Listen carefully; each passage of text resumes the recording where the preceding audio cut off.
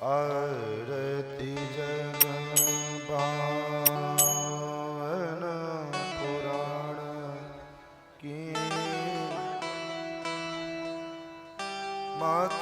मातृचरित्र विचित्र खान आरती जग पावन पुराण की मातृचरित्र विचित्र खान की आरती जग पावन पुराण की मातृचरित्र विचित्र खान की मन सुख विमल ज्ञान रवि मोह परम मधुर सुख मावितान की आरती जग वन पुराण की मातृचरित्र विचित्र खान की कलिकल विष विषय निवारणी युग पर भोग सुयोग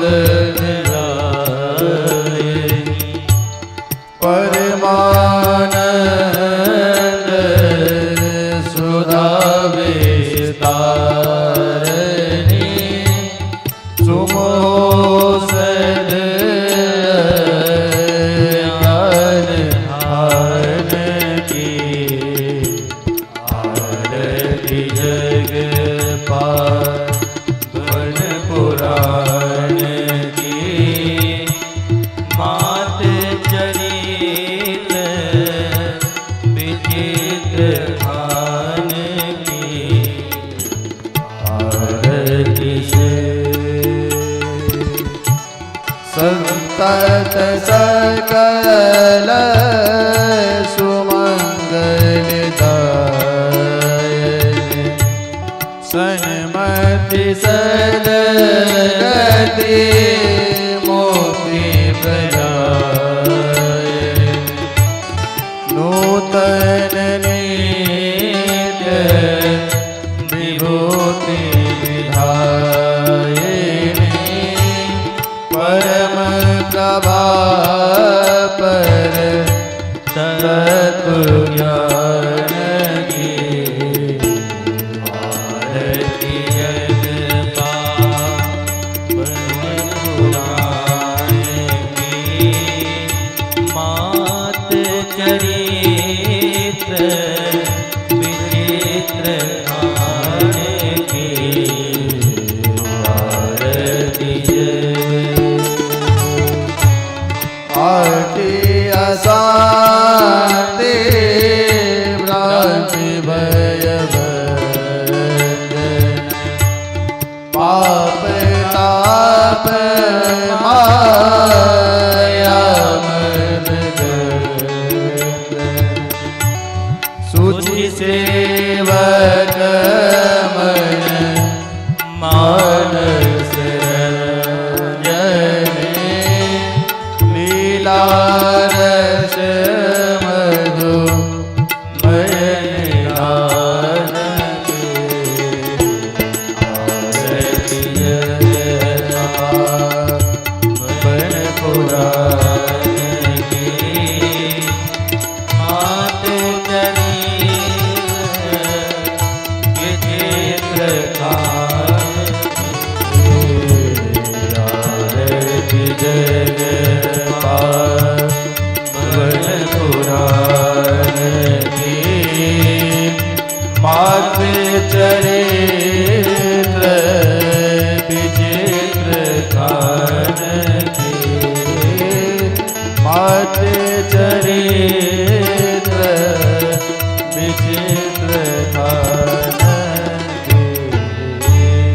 इदं आरार्तिक्यं समर्पयामि जलेन शीतले कर्णम् आरार्तिक्यग्रहणं पुष्पै देवाभिवन्दनं हरिः ओम् यज्ञेन जगमयजन्ते देवास्तानि धर्माणि प्रथमान्यासन्ना देहनाकं महिमानः स्वचन्द्र यत्र पूर्वे साध्याः सन्ति देवाः हरिः ओम् नारायणाय विद्महे वासुदेवाय धीमहि तन्नो विष्णु प्रचोदयात् ॐ महादेव्यै च विद्महे विष्णुपत्नी च धीमहि तन्नो लक्ष्मी प्रचोदयात् नानासुगन्धपुष्पाणि यथा कालोद्भवानि च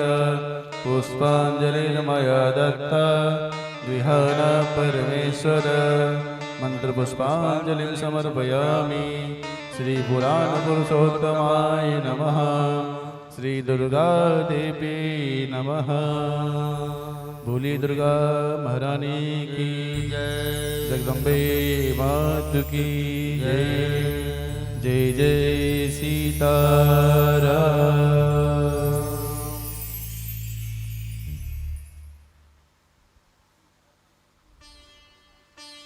श्री राम राम श्री राम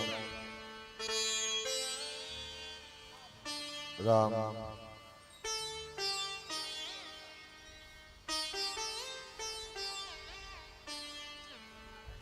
श्री सीतारामचंद्र भगवान की जय श्री अयोध्यानाथ भगवान की जय जगज्जननी जगदम्बा महारानी की जय हरि ओम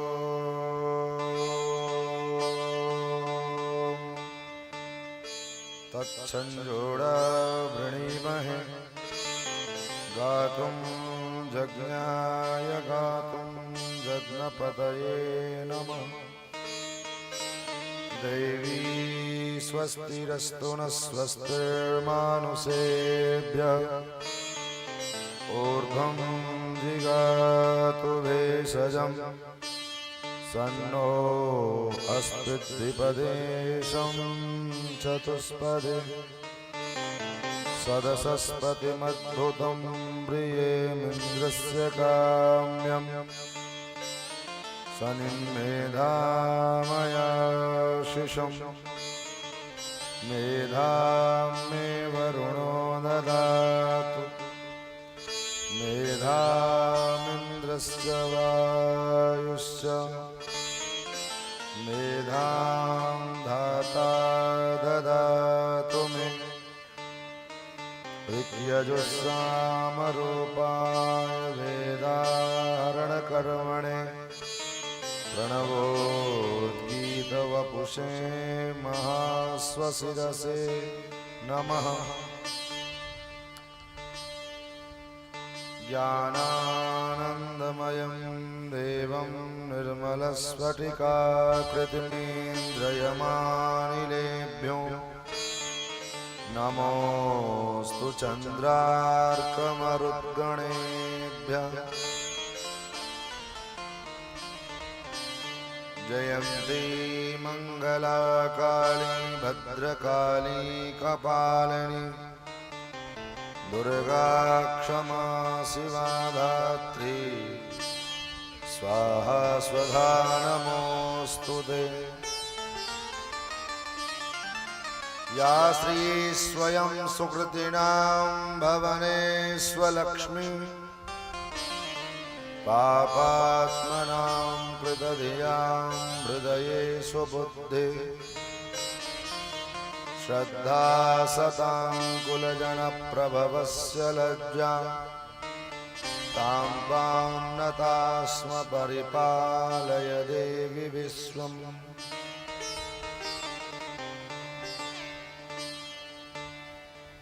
ईशानां जगतोऽस्य वेङ्कटपते विष्णुपदां प्रेयसि तत्पक्षस्थलनित्यवासरसिकां तक्षान्तिसंवर्धिनीं पद्मालङ्कृतपाणिपल्लवयुगां पद्मासनस्तां श्रियम् वात्सल्यादिगुणोज्ज्वलां भगवतीं वन्दे जगन्मातरम् लक्ष्मीनाथसमारम्भां नाथयामुनमध्यमाम् अस्मदाचार्यपर्यन्तां वन्दे गुरुपरम्पराम् अस्मद्गुरुभ्यो नमः अस्मत्परमगुरुभ्यो नमः अस्मत्सर्वगुरुभ्यो नमः श्रीमते रामानुजाय नमः श्रीराधाकान्तस्मरणं श्रीसीताकान्तस्मरणं सन्तपूर्वाचार्या सहायाः सन्तपूर्वाचार्या सहायाः। बोली जगज्जननी जगदम्बा महारानी की जय। दुर्गे मवैया की जय। श्रीमद्देवी भागवत महापुराण की जय। श्री वेदव्यास भगवान की जय। सब संतन की जय। सब भक्तन की जय। शारदीय नवरात्र महामहोत्सव की जय। जय जय श्री सीता।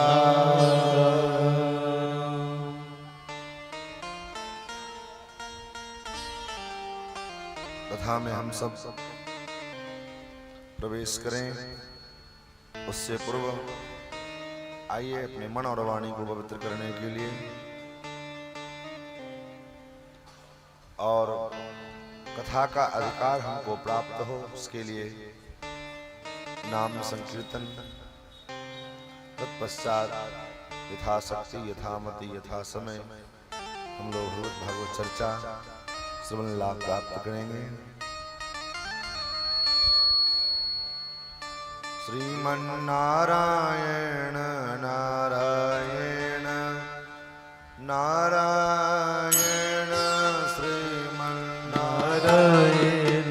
नारायण नारायण श्रीमन्नारायण नारायण नारायण श्रीमन्नारायण नारायण नारायण नारायण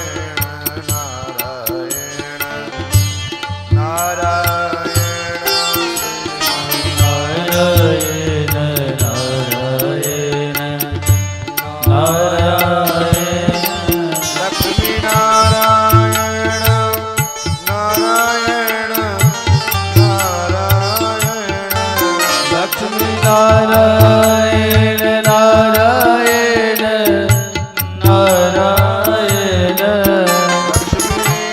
नारायण नारायण लक्ष्मी नारायण नारायण नारायण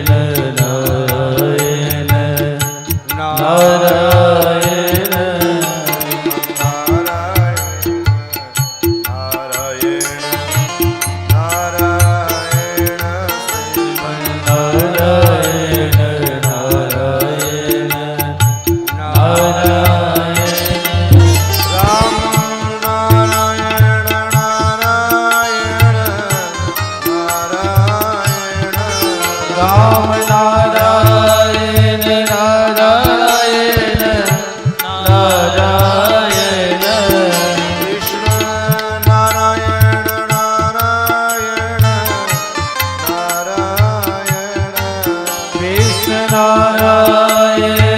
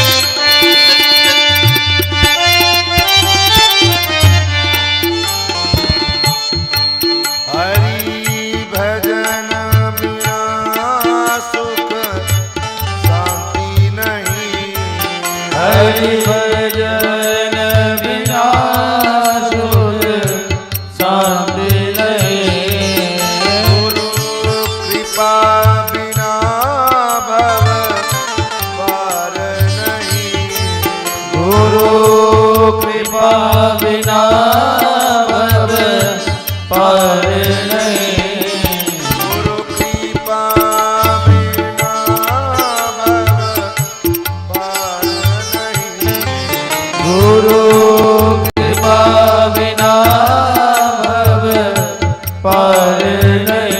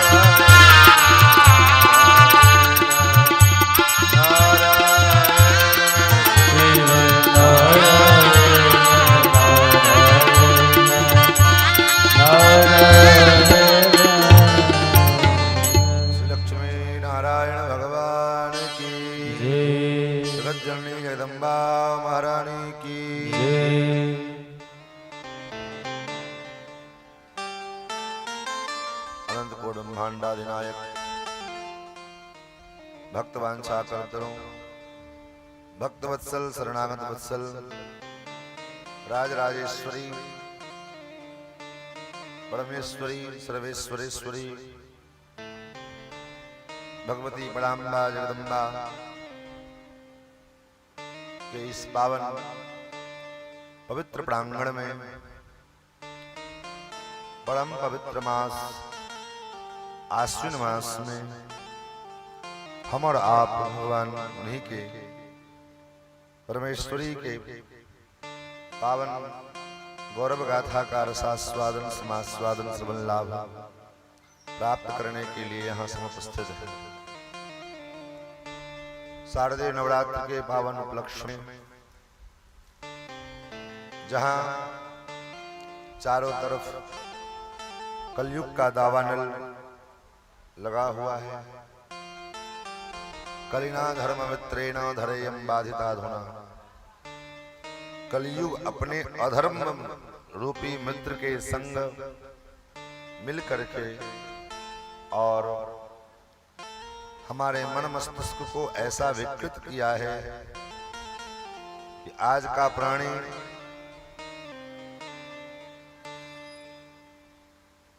उसको सबसे ज्यादा तर्क वितर्क अध्यात्म में ही मिलता है। आप पूजा पाठ करो, जप करो, भजन करो, कोई भक्ति का कार्य करो, तो उसमें तर्क वितर्क करने वाले बहुत ज्यादा मिलेंगे। आप शराब पियो तो उसमें कोई तर्क करने के लिए नहीं आएगा। आप गलत प्रकार के आचरण करो, उसमें कोई तर्क वितर्क करने के लिए नहीं आएगा। लेकिन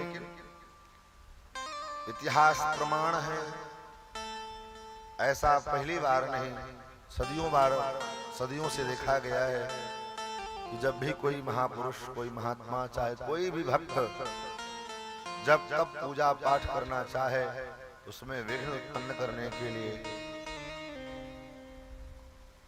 कई प्रकार के लोग खड़े हो जाते हैं। और ये परंपरा सदियों से चली आ रही है। महाराज त्रेता में, सतयुग में हिरण्यकश्यप और हिरण्याक्ष, उसने धर्म के साधन को बाधित किया और उसके नीचे आए तो महाराज अंग के पुत्र हुए बेन बेन ने तो अपने पूरे राज में ढिंढोरा पिटवा दिया कि न यष्टव्यम न दातव्यम न होतव्यम द्विजा क्वचित। न कोई यज्ञ करेगा, न कोई हवन करेगा, न दान करेगा, न कोई पूजा पाठ करेगा।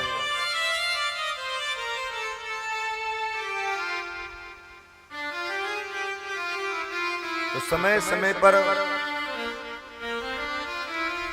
सतयुग से लेकर और कलयुग पर्यंत किसी न किसी रूप में अधर्म ने धर्म को बाधित करने का कार्य किया। लेकिन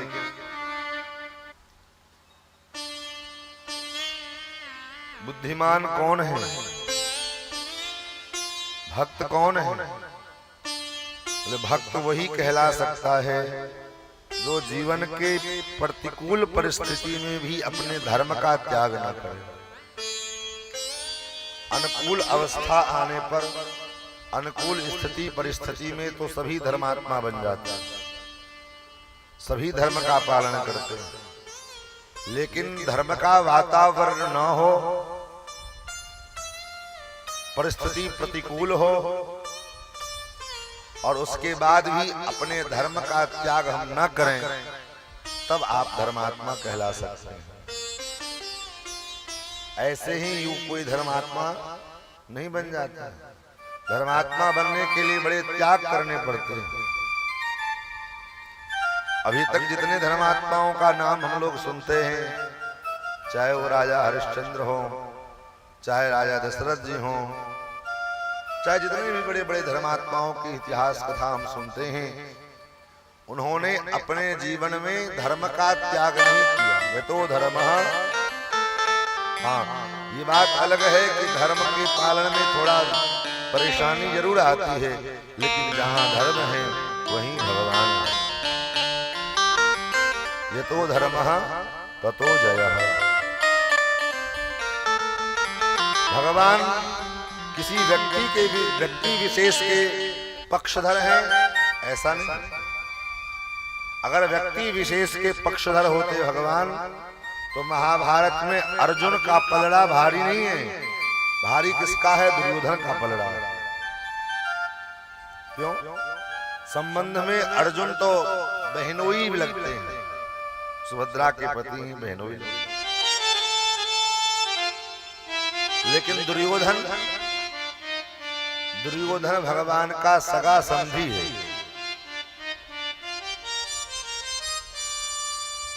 दुर्योधन की बेटी लक्ष्मणा से भगवान के पुत्र सांब का विवाह हुआ।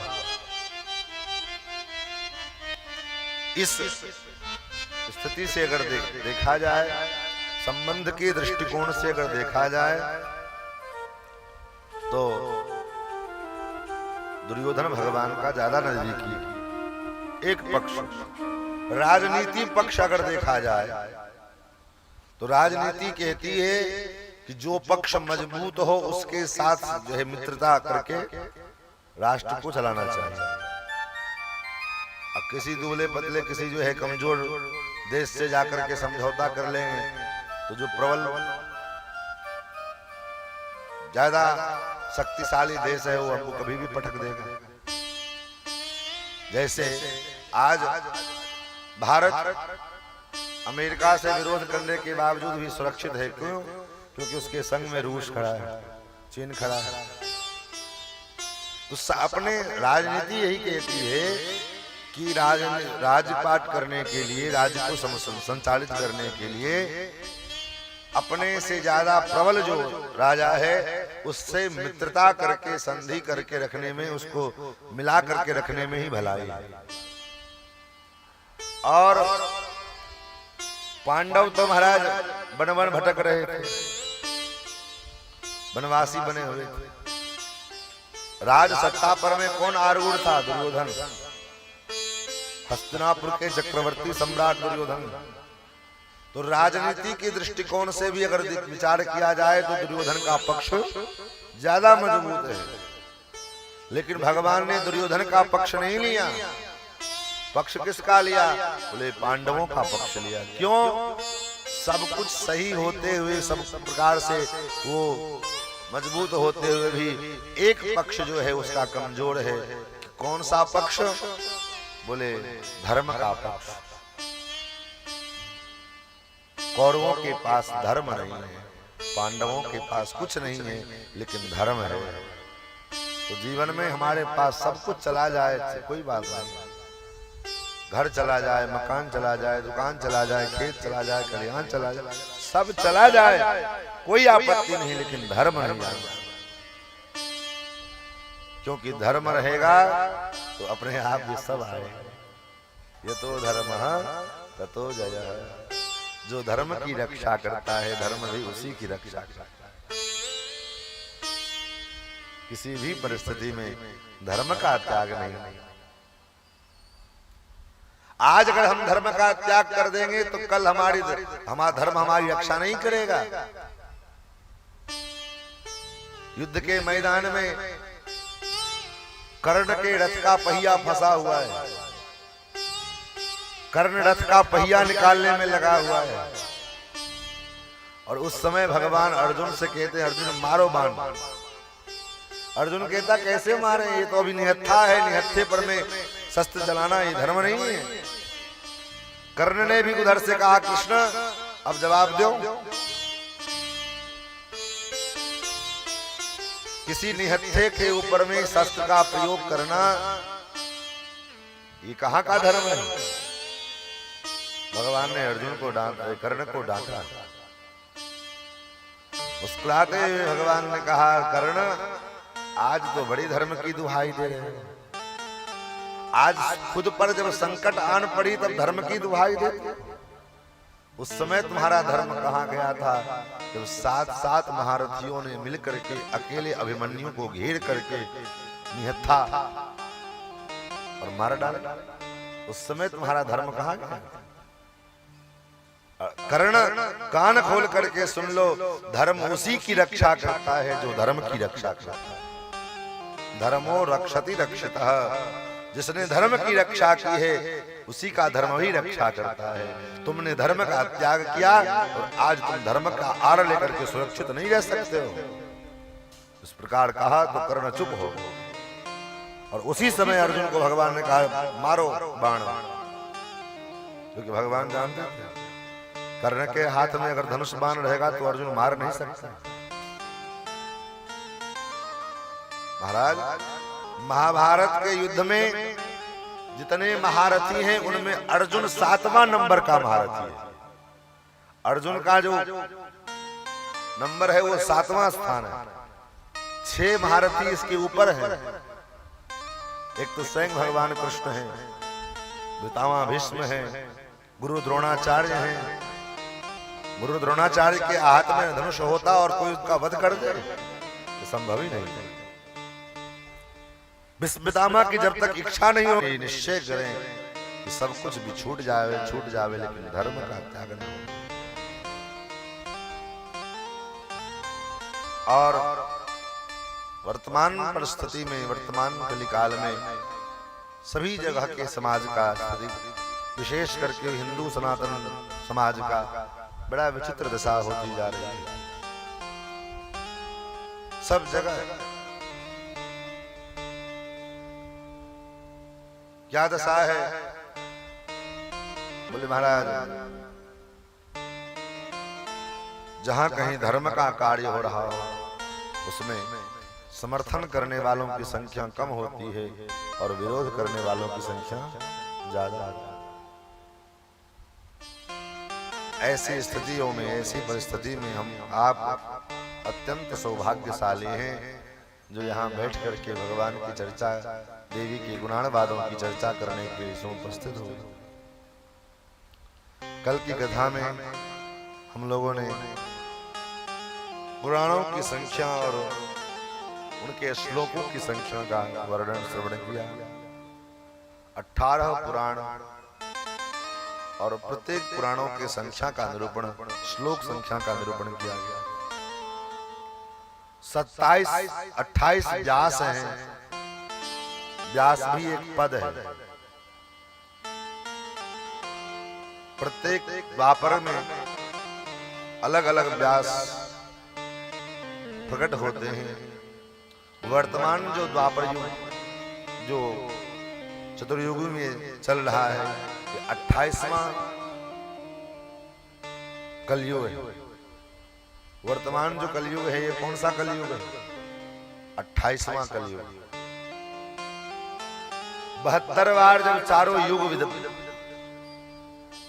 परिवर्तन जो है बीतता है, सतयुग, त्रेता, द्वापर, कलयुग, इन चारों को मिलाकर एक चतुर्युगी होते हैं।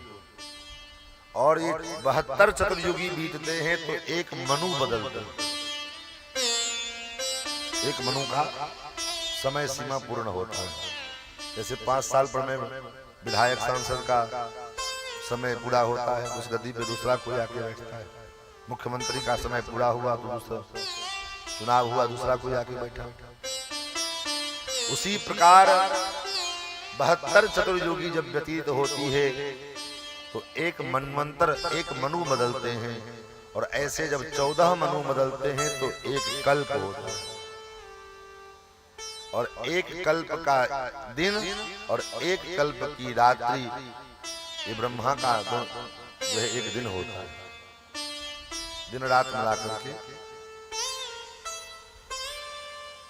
तो वर्तमान जो कलयुग चल रहा है, ये 28वां कलयुग है। 28 बार सतयुग आ चुके हो, बीत चुके, त्रेता बीत चुके, द्वापर बीत चुके, अभी कलयुग चल रहा है 28वां। तो 28वें द्वापर में 28वें व्यास के रूप में श्री कृष्ण द्वैपायन वेद व्यास के रूप में प्रकट हो गए। उनका नाम वेद व्यास उनका नाम नहीं है, उनका नाम तो श्री कृष्ण है। नाम क्या है? श्री कृष्ण। द्वीप के मध्य में प्रकट हुए, इसलिए उनका नाम पड़ा द्वैपायन। और वेदों का विस्तार किया। व्यास माने होता है विस्तार करने वाला। व्यास माने विस्तार करने वाला, व्याख्या, छोटे से वाक्य को बहुत सारे वाक्यों में विस्तृत करके बता करके जो विवेचन करे उसी को व्यास कहते हैं। इन्होंने वेद की व्याख्या की, वेद का विस्तार किया, इसलिए इनको वेद व्यास कहते हैं। कृष्ण द्वैपायन वेद व्यास। श्री वेद व्यास जी के, वेद व्यास जी ने जब इस देवी भागवत की रचना करी तो सौनकादि ऋषि पूछते, महाराज वेद व्यास जी ने तो विवाह नहीं किया, फिर उनके पुत्र कैसे उत्पन्न हुए और उन्होंने अपने पुत्र को कैसे ये देवी भागवत का ज्ञान प्रदान किया?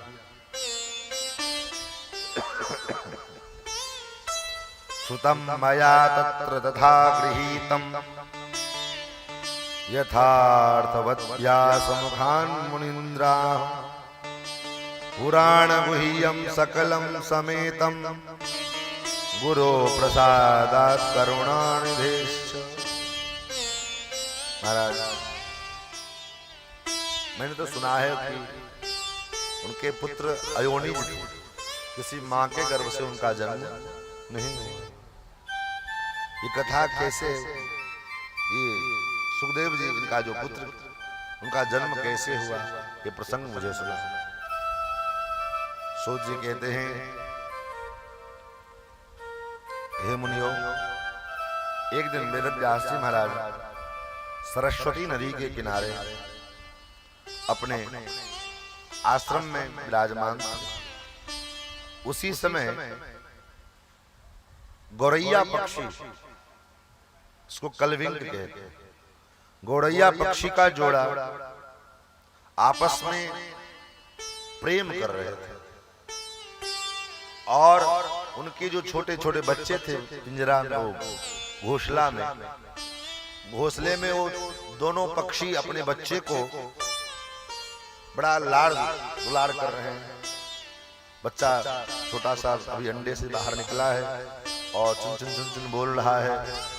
माँ पिता उसके दोनों गौरैया पक्षी जोड़ा उसको प्रेम कर रहे हैं।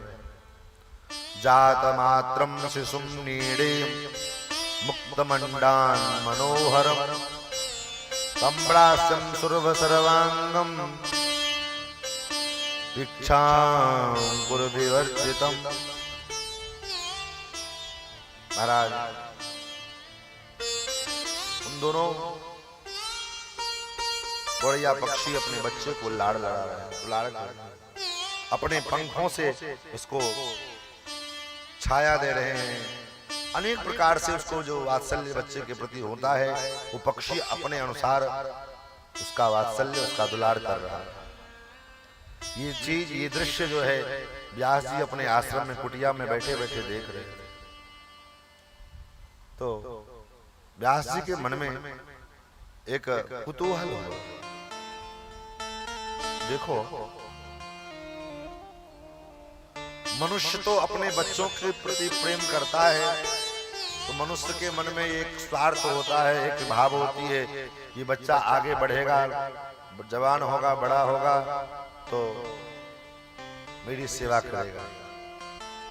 वृद्धावस्था में हमारी ये कामना हर माता पिता की होती है कि जब हमारा शरीर सुरक्षित जो वृद्ध हो जाएगा, शरीर से हम अस्वस्थ हो जाएंगे, शरीर से अशक्त हो जाएंगे, तो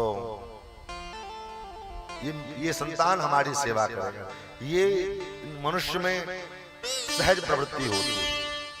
लेकिन ये जो गौरैया पक्षी अपने बच्चे को इतने लाड़ प्यार दे रहा है, दुलार कर रहा है, इसको क्या लाभ है, इसको क्या लोभ है?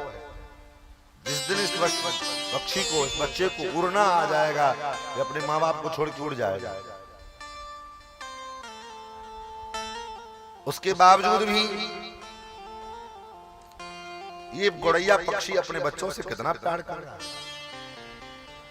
क्या ये पक्षी इसका अंतिम में श्राद्ध करेंगे, इसका तर्पण करेंगे? मनुष्य को तो ये भी लालसा होती है कि मरने के बाद मेरा पुत्र मुझे मुखाग्नि देगा, मेरा दाह संस्कार करेगा, फिर मेरा अंत्येष्टि कर्म करेगा, पिंडदान श्राद्ध आदि कर्म करेगा। अर्जयित्वा अथवा द्रव्यं पितरौ तर्पयिष्यति अथवा प्रेत कार्याणि करिष्यति यथाविधि। माता पिता मनुष्य योनि में जो माता पिता हैं वो अपने बच्चों का लालन पालन इसी उद्देश्य से करते हैं कि वो बच्चा आगे चल करके मेरे मरने के बाद मेरा श्राद्ध तर्पण करेगा और गया इत्यादि में श्राद्ध करेंगे। लेकिन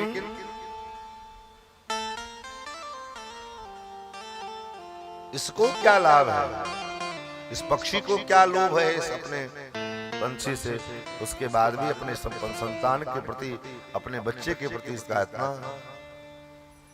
महाराज ये सब विचार कर रहे थे और उसके बाद अचानक व्यास जी के मन में ये भाव आया कि क्या काश मेरे भी कोई पुत्र होते, मुझे भी कोई संतान होता जो मेरा उद्धार करता। हालांकि ये बात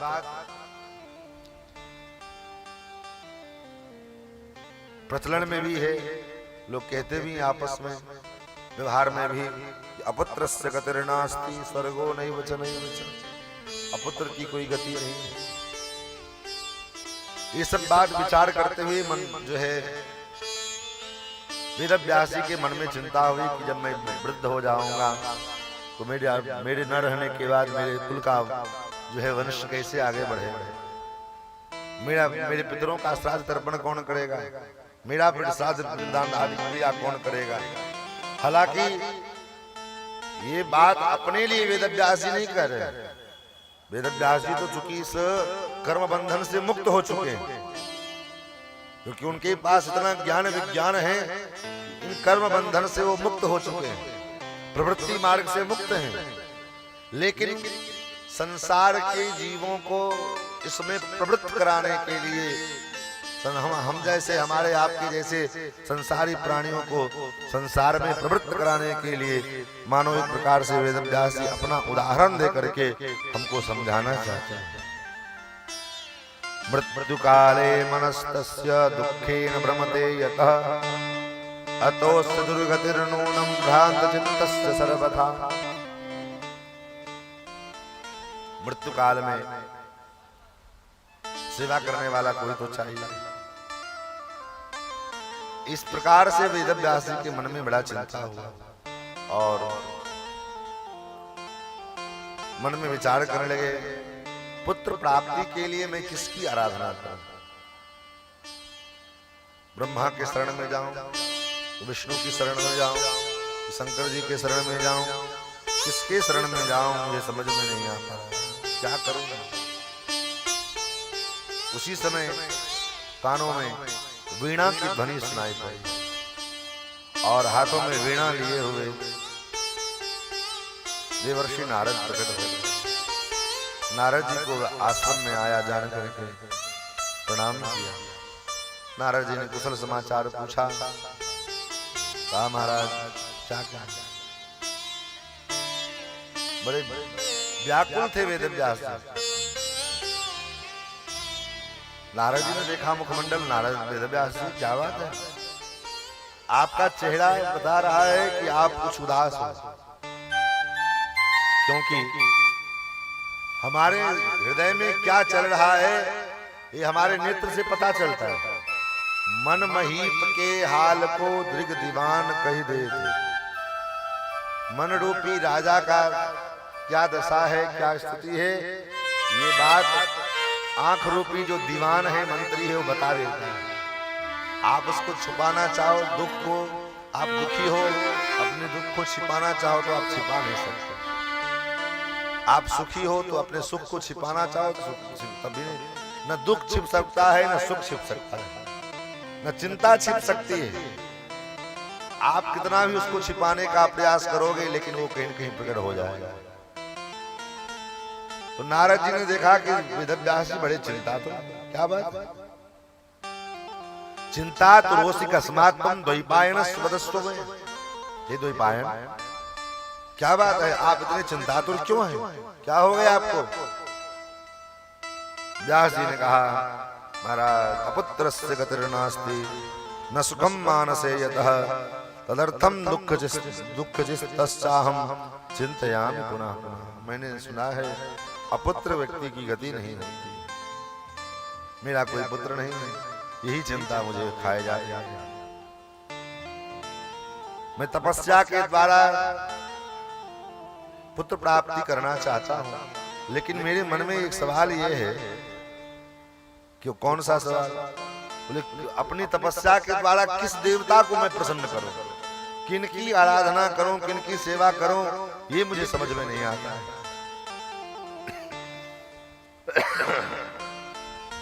आप तो दयालु हैं, आप कृपालु हैं, आप मुझे बताओ। सर्वज्ञोऽसि महर्षे त्वं कथया सुकृपानिधे कम देवं शरणं यामि यो मे पुत्रं प्रदास्यति। किस देवता की मैं शरणागति करूं जो मुझे पुत्र देने में सक्षम हो, पुत्र प्रदान करने में? आप मुझे बताओ। नारद जी कहते हैं, पराशर नंदन वेदव्यास, बड़ा सुंदर प्रश्न किया है। पाराशर्य महाभाग यत्त्वं पृच्छसि मामिह तमेवार्थं पुरा पृष्टः पित्रा में मधुसूदन। जो प्रश्न आपने किया है यही प्रश्न मेरे पिता ब्रह्मा जी ने भगवान मधुसूदन से किया। देखो, ये सनातन परंपरा हमारे यहाँ की है कि आप किसी संत महात्मा से कोई प्रश्न करने के लिए जाओ तो ये नहीं कहेंगे कि मैं तुमको कह रहा हूं, ये मेरा अपना मत है, ऐसा नहीं। हमारे यहाँ सनातन धर्म में निजी मत का कोई विशेषता नहीं है। इतने अयम ये मेरा अपना निजी मत है। आपका अपना निजी मत आपके लिए हो सकता है, संपूर्ण समाज के लिए आप अपने निजी मत को थोपना चाहो तो ये संभव नहीं है। तब हमारे यहाँ तो परंपरा का महत्व है। बिना परंपरा के कोई बात हम लोग नहीं मानते हैं। जो बात हम, जो ज्ञान विज्ञान हमको आपको प्राप्त है, वो ज्ञान विज्ञान परंपरा से युक्त है कि नहीं है। अगर वो ज्ञान विज्ञान परंपरा से युक्त नहीं है तो उस ज्ञान विज्ञान का कोई मतलब नहीं, वो दो कौड़ी का ज्ञान विज्ञान। इसलिए कहा संप्रदाय पुरस्सरम, कोई न कोई संप्रदाय से युक्त हो ज्ञान विज्ञान, परंपरा से युक्त ज्ञान विज्ञान। इसीलिए हमारे यहाँ जितने परंपरा हैं, जितने संप्रदाय हैं, वो परंपरा से प्राप्त हुए। चाहे वो शैव की परंपरा हो, चाहे शाक्त की परंपरा हो, चाहे वैष्णव की परंपरा हो, चाहे गणपत की परंपरा हो, चाहे शौर्य की परंपरा हो, ये 5 ही परंपरा है। क्योंकि पंचदेवोपासना, और विशेष करके मिथिला में तो पंचदेव उपासना, तो कोई भी काम हो तो पहले पंचदेव उपासना हो। छोटा से छोटा भी काम घर में करना हो तो पहले पंचदेवता पूजन, सूर्यादि पंचदेवता का पूजन करने के बाद ही कोई काम आएगा। तो वो जो पंचदेवोपासना की परंपरा सनातन धर्म में है, कौन? बोले सूर्य, गणपति और दुर्गा, शिव और विष्णु, ये 5 परंपरा। शैव परंपरा, शाक्त परंपरा और वैष्णव परंपरा, गणपत्य परंपरा और शौर्य परंपरा। अपने अपने साधना पद्धति के अनुसार, अपने अपने श्रद्धा और विश्वास के अनुसार कोई न कोई परंपरा का हम पालन करते हैं। इन 5 परंपरा के अतिरिक्त जितने भी परंपरा, जितने भी वर्तमान में पंथ मजहब दिखाई पड़ रहे हैं, ये सब ढोंग है, ये सब पाखंड है। चाहे वो कबीर पंथ हो, चाहे वो राधा स्वामी हो, चाहे अंधन गुरु हो, चाहे जितने भी पंथ मजहब हैं, क्योंकि कलयुग है। कलयुग में तो गोस्वामी जी ने पहले कहा, दम्भिन निज मत कल्प कर प्रगट किए बहुपंथ, जिन पाखंडवाद ते लुप्त हो सदग्रंथ। पाखंड के कारण आज इतने परंपरा, इतने पंथ हमारे सनातन धर्म को कमजोर करने के लिए चालू हो गए। और ये क्या है? बोले यही षड्यंत्र है, जिसको हम आप समझ नहीं पा रहे।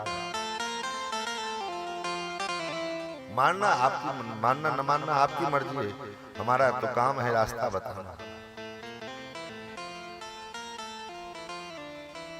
जिन गुरु कबीरदास जी महाराज ने रामानंद संप्रदाय में दीक्षित होकर के, दीक्षा लेकर के और रामानंदी वैष्णव होकर के ज्ञान मार्ग का विस्तार किया और राम मंत्र की दीक्षा लेकर के राम मंत्र जीवन भर जपते रहे, राम राम करते रहे।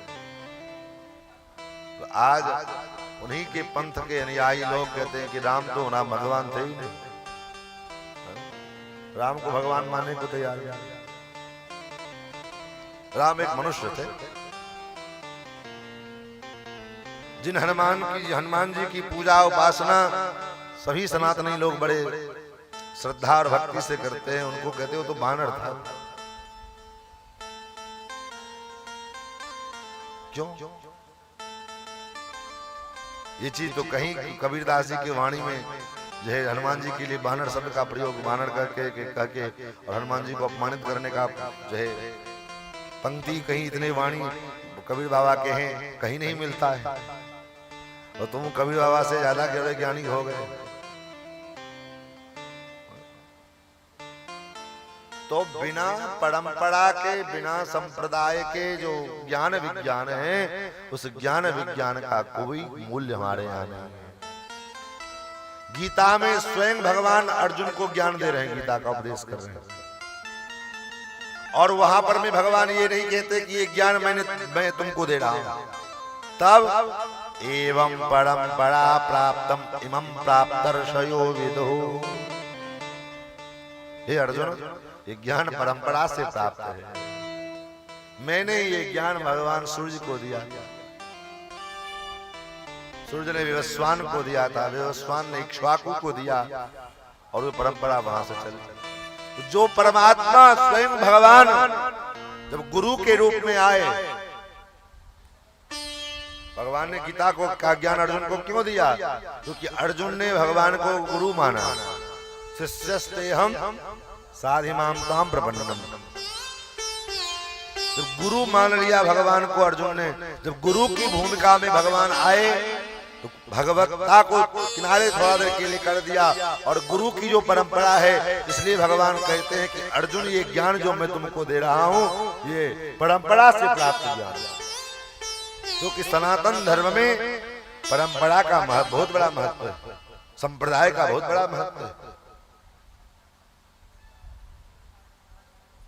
तो नारद जी कहते हैं, जो प्रश्न आपने मुझसे किया, यही प्रश्न, ये मैं आपको उत्तर दे रहा हूं ऐसा नहीं, उत्तर उसका पहले से रखा हुआ है। कहां?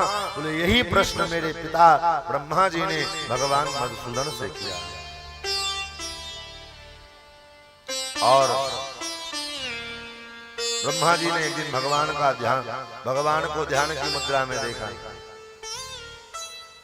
ब्रह्मा जी ने आश्चर्य हुआ। ब्रह्मा जी भगवान के पास गए, प्रभु देव देव जगन्नाथ भूत भव्य भवत् प्रभो, तपस्सरसि कस्मात् त्वं किं ध्यायसि जनार्दन।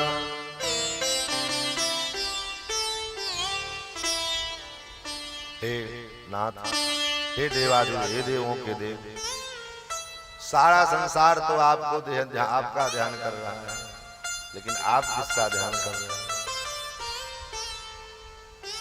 भगवान कहते हमारी भी आराधना, हमारी आराधना शक्ति, भगवान की भी आह्लादनी शक्ति।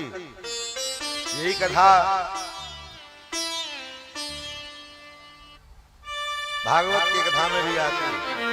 एक बार देवर्षि नारद जी द्वारका में आए भगवान की गृहस्थी देखने के लिए। ठाकुर जी की गृहस्थी कैसी? कोई एक ब्याह करता है तो परेशान हो जाता है, 16,108 ब्याह करके क्या हाल चाल है, जरा देखें कैसे पूरा मेंटेन करते हैं। एक पत्नी का मेंटेन करना बड़ा कठिन हो जाता है। एक को खुश करने के चक्कर में महाराज सब बिगड़ जाता है। एक पत्नी को खुश करने के चक्कर में पिता नाराज, माई नाराज, भाई नाराज, समाज नाराज, सब महाराज बिगड़ जाता है। तो भगवान कैसे मेंटेन कर रहे हैं जरा देखें। तो भगवान आए, नारद जी पूरे द्वारका में भगवान को खोजा, भगवान कहीं नहीं। सभी रुक्मणी जी से पूछा, सत्यभामा जी से पूछा, जामवती से पूछा, कालिंदी से पूछा, सबसे पूछा, लेकिन भगवान का कहीं कोई पता नहीं। देवकी मैया के पास गए, माता जी आपको पता है द्वारकाधीश कहाँ गए हैं? तो महाराज हमको क्या पता। तो कहाँ गए, कैसे पता लगाया? तो घूम रहे थे द्वारका के महल के अट्टालिका पर में। उसी समय नारद जी ने देखा कि द्वारका के महल और समुद्र के बीच में रेत पर में एक कुटिया बनी हुई है। भाई सोने की द्वारका, और इस सोने की द्वारका में कौन सा ऐसा त्यागी महात्मा है जो उस द्वारका बालू में कुटिया बना करके रह रहा है? जरा देखें तो। नारद जी बड़े धीरे धीरे गए, वहां देखा। देखते क्या है कि भगवान द्वारकाधीश संपूर्ण राजसी वस्त्र को उतार करके एक साधारण धोती लगा करके और गले पर कंधे पर अंगोछा डाले हुए और पद्मासन लगा करके आंख से अजस्र अश्रु की धारा बह रही है और कुछ जप ध्यान कर रहे हैं। नारद जी को लगा ये सारा संसार तो इनका ध्यान करता है, ये किसका ध्यान कर रहे हैं? कौन है वो? ब्रह्मा जी आओ, शंकर जी आओ, सब देवता आओ, देखो देखो, हम लोग तो इनका ध्यान करते हैं लेकिन ये भी किसी का ध्यान करते हैं। इसका ध्यान करते हैं। कैसे पता चले? बोले जो जिनका ये ध्यान मंत्र जो जाप कर रहे हैं तो मंत्र से तो पता चलेगा कि कौन से देवता का मंत्र है, क्या ये मंत्र जप कर रहे हैं। तो नारद जी मंत्र तो सुनो, क्या जप कर रहे हैं। तो नारद जी सारा धीरे से सब अपने करताल और ताल सब जो बीना वीणा सब किनारे रखे और भगवान के कान मुख के पास अपना कान लेकर के गए और अजस्र अस्त्र लगा धार बह रही है भगवान के और भगवान जप कर रहे हैं। क्या जप रहे हैं? जय राधे जय राधे जय राधे जय राधे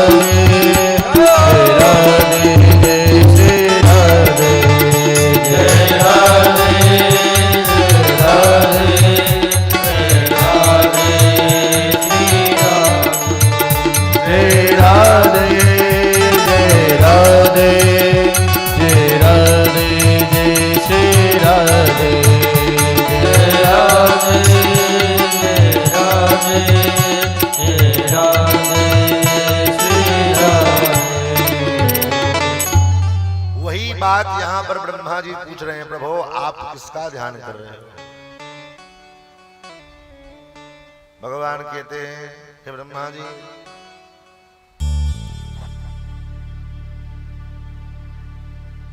हे सुब्रत, यद्यपि त्वां शिवां मां च स्थिति सृष्ट्यन्त कारणम् ते जानन्ति जनाः सर्वे सदेवासुरमानसम्।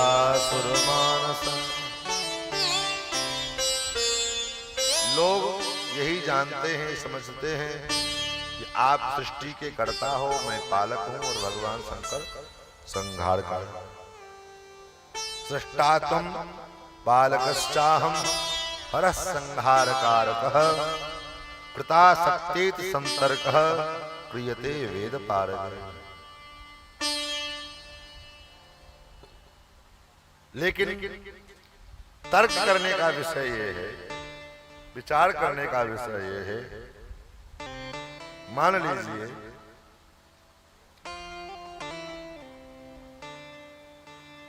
अपने परिवार में, अपने परिवार के भरण पोषण आप करते हैं, कोई एक गार्जियन होता है जो करता है, लेकिन वो भरण पोषण करने वाला ये मान ले, अरे मैं हूं तभी ये परिवार का भरण पोषण हो रहा है, मैं नहीं रहता तो भाई हम आप जो कर रहे हैं, चाहे हम जो कर रहे हैं, जैसे हम कथा सुना रहे हैं, अब हम अपने मन में ये अभिमान पालने रहे हम ज्यादा बुद्धिमान हैं, हम ज्यादा विद्वान है इसलिए कथा सुना रहे हैं। नहीं, हम जो बोल रहे हैं इसमें जो ऊर्जा है, जो एनर्जी है, जो ताकत है, वो हम नहीं है। उसमें वो जो ऊर्जा है उसमें कोई और है। जैसे ये माइक है, माइक में बोलने से आवाज आप लोगों को सुनाई पड़ रही है, लेकिन ये आवाज कब सुनाई पड़ रही है? जब इसको कहीं से ऊर्जा मिल रहा था ना, लाइट चली जाए, मशीन से इसका कनेक्शन कट जाए, उसमें हम कितनों चिल्लाएंगे तो आपको सुनाई देगा। तो वो जो शक्ति है, वो जो ऊर्जा है, वही ऊर्जा कौन है? भगवान कहते हैं वही पराशक्ति, जिसकी द्वारा आपके अंदर इस सृष्टि की उत्पत्ति का करने का जो गुण है वो आपको उत्पन्न हुआ। हमारे अंदर सृष्टि के पालन करने का जो सामर्थ्य है वो उत्पन्न हुआ, और शंकर जी के अंदर सृष्टि के संहार करने का जो सामर्थ्य है वो उत्पन्न हुआ। तया विरहितस्त्वं न तत्कर्म करणे प्रभु, ना हम पालयितुं शक्तः संहर्तुं नापि शंकरः। अगर उस शक्ति का कनेक्शन, उस ऊर्जा का कनेक्शन कट जाए, वहां से ऊर्जा का संचार बंद हो जाए, तो ना तो तुम सृष्टि के उत्पत्ति करने में सक्षम हो, ना मैं पालन करने में सक्षम हूं, और ना ही भगवान शंकर इस सृष्टि के संहार करने में समर्थ है। हाँ, इसमें कोई संशय नहीं है।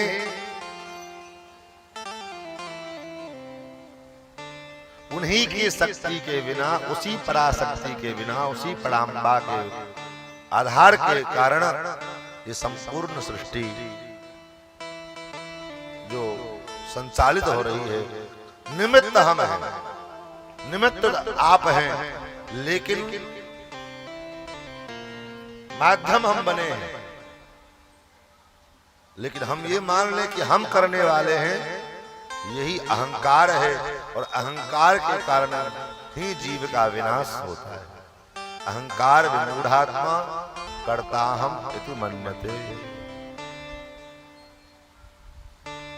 अपने को जब हम कर्ता मान लेते हैं कि मैंने किया, मैं करता हूं, कि मैं कर रहा हूं, तो आप कहां से कर रहे हैं? कनेक्शन जब कट जाएगा, वहां से शक्ति निकल जाएगी। जैसे कभी कभी देखा होगा किसी के हाथ में पोलियो लग जाता है, चाहे पायल क्या कहते हैं वो, पैरालिसिस मार दे, तो आदमी तो है, जीवित है, लेकिन कहते हैं ना ये हाथ काम नहीं कर रहा। क्यों है? तुम्हारा हाथ है तो फिर तुम अपने हाथ से काम क्यों नहीं कर पा रहे? बोले हाथ तो है, लेकिन हाथ के अंदर जो ऊर्जा है, जो शक्ति है, वो समाप्त हो गई। वो शक्ति कौन है? वही शक्ति है जो जगत जननी जगदम्बा है, राम है। और हे ब्रह्मा जी, इस प्रकार जब ब्रह्मा जी को समझाया तो वेद व्यास जी ने, नारद जी ने वेद व्यास जी को सुनाया ये प्रसंग। तो नारद जी से ब्रह्मा जी ने व्यास जी ने पूछा, जरा उस देवी के महात्मा का वर्णन जरा विस्तार पूर्वक मुझे सुनाइए। कौन है वो देवी, कौन है वो पराशक्ति? ऋषियों ने बात सूत जी से पूछी। सूतास्माकं मनः कामं मग्नं संसार संशय सागरे यथोक्तं महदाश्चर्यं जगत् विस्मय कारकम्।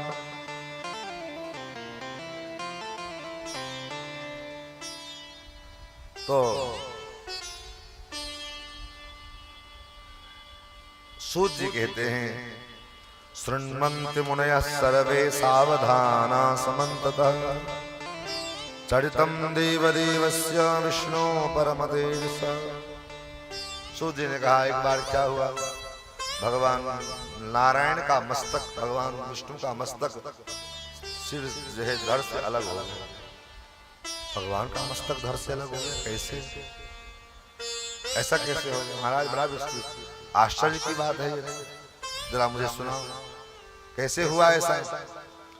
तो सूत जी कहते हैं, एक बार भगवान 10,000 वर्षों तक असुरों से युद्ध करते रहे, कंटिन्यू अनवरत 10,000 वर्षों तक लगातार युद्ध करते करते भगवान विष्णु थक गए। तो थक गए तो क्या हुआ, उसी समय महाराज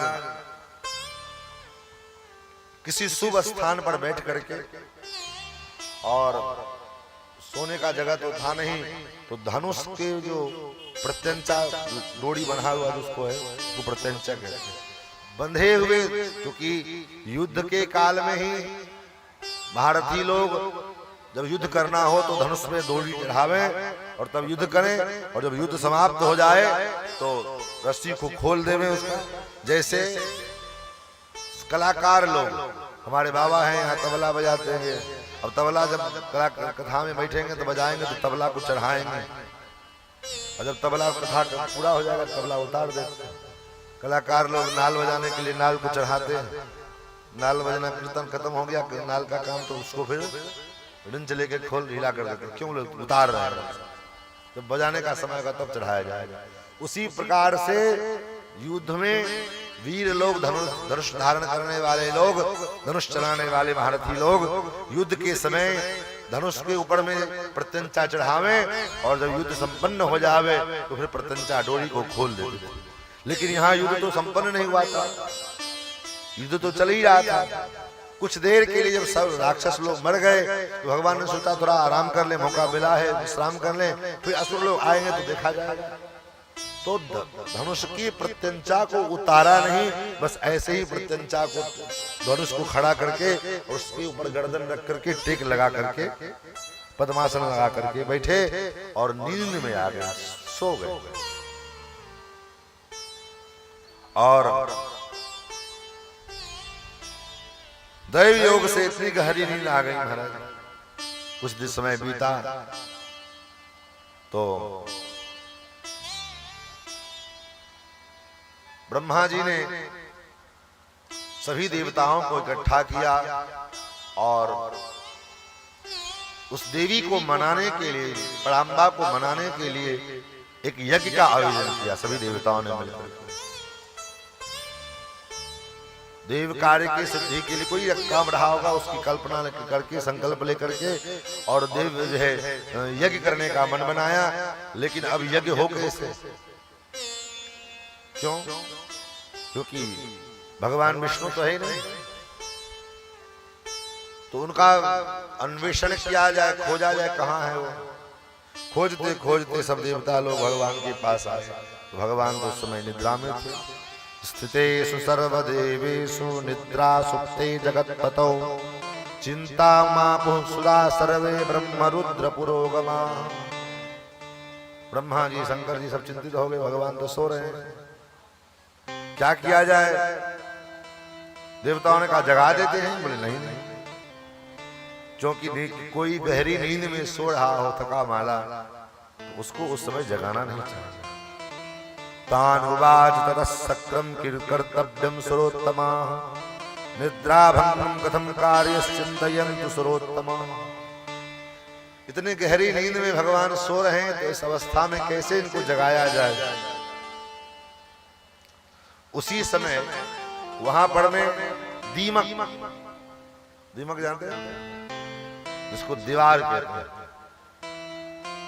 लकड़ी में लग जाए, कपड़ा में लग जाए, दीवार कपड़ा काट दे, लकड़ी को सड़ा कर खत्म कर दे, काट दे, उतना वो दिखने में बहुत सूक्ष्म होता है लेकिन वो मजबूत मजबूत लकड़ी को भी काट दे। तो वहीं पर में दीमक था। ब्रह्मा जी से दीमक से ब्रह्मा जी ने कहा, हे दीमक तुम कुछ उपाय करो। बोले हम क्या करें, इनको नींद से, लक्ष्मीपति को नींद से जगाओ। दीमक ने कहा हम जगा तो देंगे लेकिन नींद किसी कारणवश गहरी नींद में सोए हुए व्यक्ति को जगाना ये ब्रह्म हत्या के समान पाप होता है, अनावश्यक। हाँ ज्यादा देर हो जाए, बहुत देर से सो रहा हो तो जगाने में कोई हर्ज नहीं है, लेकिन कोई थका मांदा आया है, कई दिन से सोया नहीं, उस स्थिति में उसको जगाना ये ब्रह्म हत्या के समान है। तो क्या किया जाए।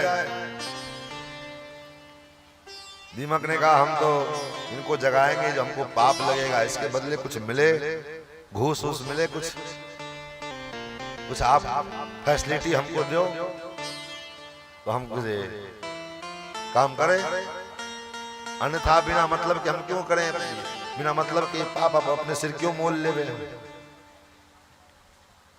तो ब्रह्मा जी ने कहा तो ठीक है,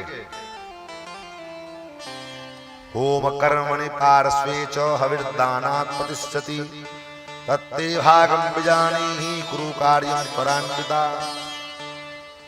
जब लोग यज्ञ यागादि में, चाहे कहीं किसी पूजा पाठ में हवन करेंगे, होम करेंगे, तो यज्ञ कुंड के बाहर हवन करते समय जो साकल गिर जाता है, हवन करते समय साकला जो गिर जाता है हवन कुंड में डालने के समय में, तो बाहर जो गिरा हुआ जो साकल्य है उस साकल्य के ऊपर में वही दीमक का अधिकार होता है। ब्रह्मा जी ने कहा उसके ऊपर तुम्हारा अधिकार होगा, इसलिए हवन करते समय जो साकल्य नीचे गिर जाए तो उसको उठा करके, ये नहीं चलो उठाए, उठा करके फिर कुंड में डाल दे, वो दीमक का अधिकार है। उसको आप बाद में उठा करके बटोर करके मट्टी में डाल दो, मट्टी में गाड़ दो, लेकिन उसको कुंड में नहीं डाला जाएगा, चाहे आग में नहीं डाला जाएगा। फिर तो दीमक ने कहा ठीक। दीमक गया और भगवान जो जिस धनुष का टेक लेकर के जो है निद्रा में थे, धनुष की रस्सी को काट दिया। अब जब धनुष की रस्सी को काटा तो धनुष अचानक छूटा और उसी धनुष के एक जो भाग था, ऊपर वाला भाग, उससे भगवान का गर्दन हट गया। अब तो हाहाकार। प्रत्यंचायाम विमुक्तायाम मुक्ता कोटिस्तथोत्तरा सप्तः समभवत् घोरस्तेन त्रस्तासुरास्तदा। पृथ्वी में कंपन होने लगा, भूकंप होने लगे, दसों दिशाओं के दिग्गज अपने अपने स्थान पर स्थान छोड़ दिए, पहाड़ टूट टूट करके गिरने लगा, दसों दिशाओं में घोर शब्द होने लगे, हाहाकार मच गया। सभी देवता लोग रोने लगे, करुण क्रंदन करने लगे कि भगवान का मस्तक कट गया।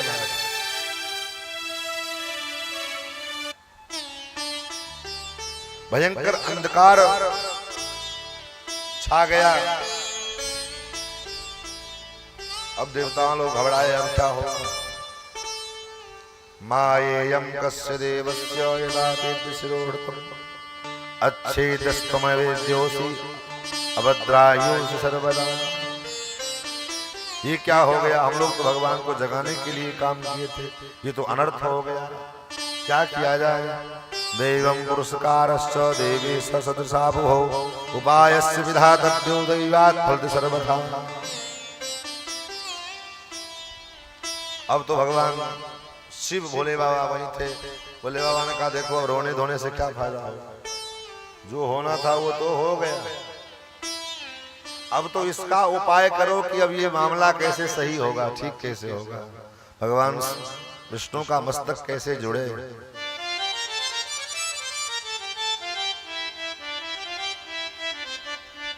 लोग दुख के कारण रो रहे थे और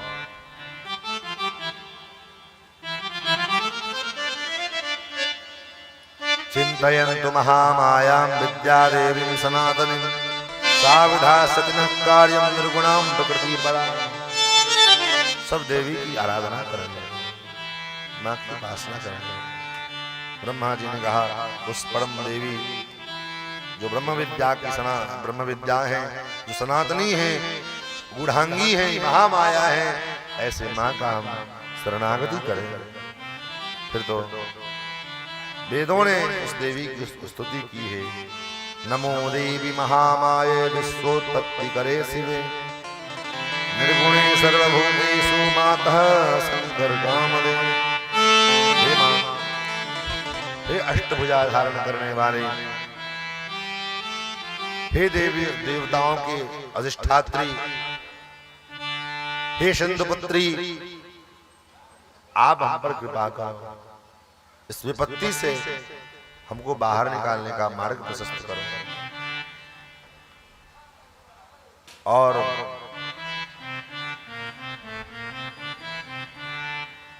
उसी समय आकाशवाणी हुई। जब देवताओं ने प्रणाम भाग की स्तुति की है तो आकाशवाणी हुई। उस आकाशवाणी ने कहा हे देवताओं, चिंता मत करो, संसार में कोई भी कार्य बिना कारण के नहीं होता है। इस घटना के पीछे भी कारण है। क्या कारण है? तो सुन्वन्तु कारणं चाद्य यत्कतं वदनं हरे अकारणं कथं कार्यं संसारेऽत्र भविष्यति।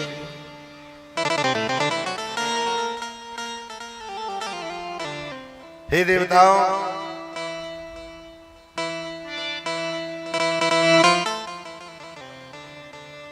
इन्होंने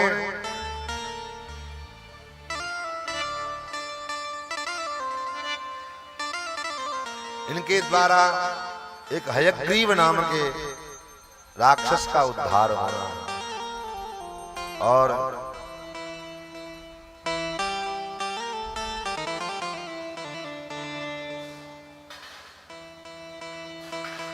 हयग्रीव को वरदान प्राप्त है कि घोड़े के मुख वाले मेरे समान रूप वाले से ही मेरी मृत्यु होगी। और दूसरी बात, इनके मुख कटने का एक कारण एक और भी है। क्या कारण है? एक बार अपने समीप बैठी हुई प्रजमा भगवती लक्ष्मी का मुखमंडल देख करके भगवान विष्णु हंस पड़े। तो लक्ष्मी जी ने विचार किया, भगवान मुझको देखकर क्यों हंस रहे हैं, क्यों हंस रहे हैं? आखिर क्या कारण हो सकता है? क्योंकि बिना किसी कारण के उनका हंसना संभव नहीं है। बिना कारणेनाद्यं कथं हास्यस्य संभवः। लक्ष्मी जी को लगा कि हो सकता है मेरे में कुछ कमी दिखाई दी हो, और लक्ष्मी जी ने श्राप दे दिया है कि जाओ, आपका मुखमंडल, आपका मस्तक आपके धड़ से अलग हो गया। तो भगवती महालक्ष्मी के श्राप के कारण ही इनकी ये दशा हुई है, इनका मस्तक कटा है। लेकिन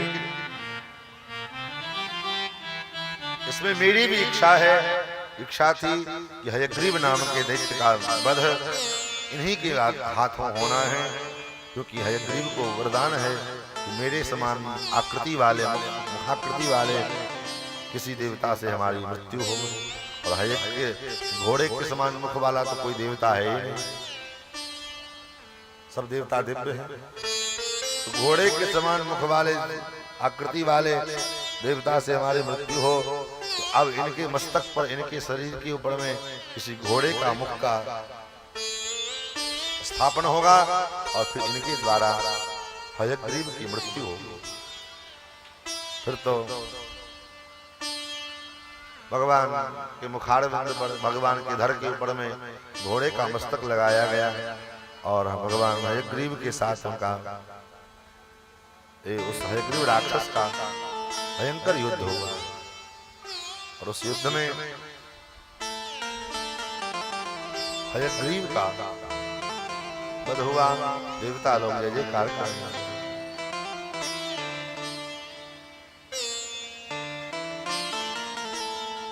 सौनकादि ऋषि लोग पूछते हैं महाराज एक बात बता, सौम्य यच्चत्वया प्रोक्तम सौरेण युद्धम महार्णवे। मैंने सुना है भगवान विष्णु के साथ मधु और केटभ नाम के दैत्य जो हैं, इनका 5000 वर्षों तक समुद्र के अंदर में युद्ध हुआ। ये कथा मुझे सुना। आखिर वो मधु केटभ का जन्म कहां से हुआ, कहां से आया, कौन था वो? तो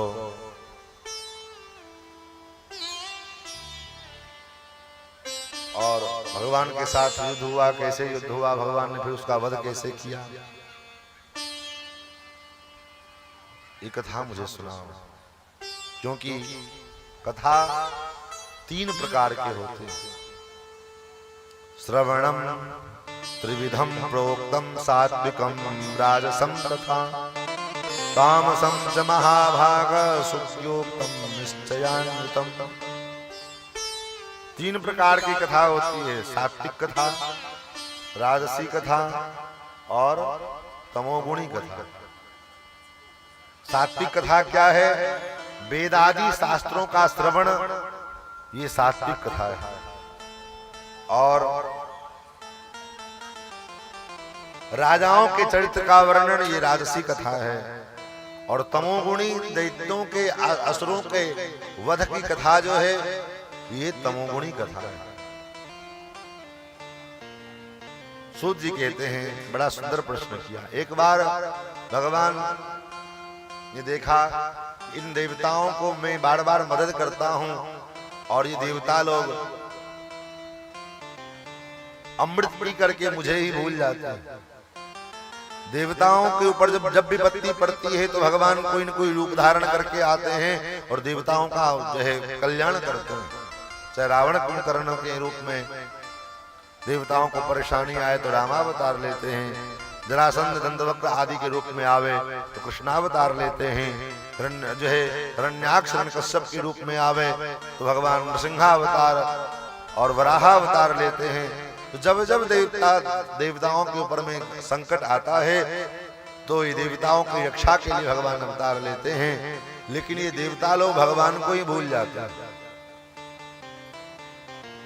वही स्थिति हमारी है। जब हमारे ऊपर संकट आता है तब भगवान की याद आती है, दुख आता है तब भगवान की याद आती है।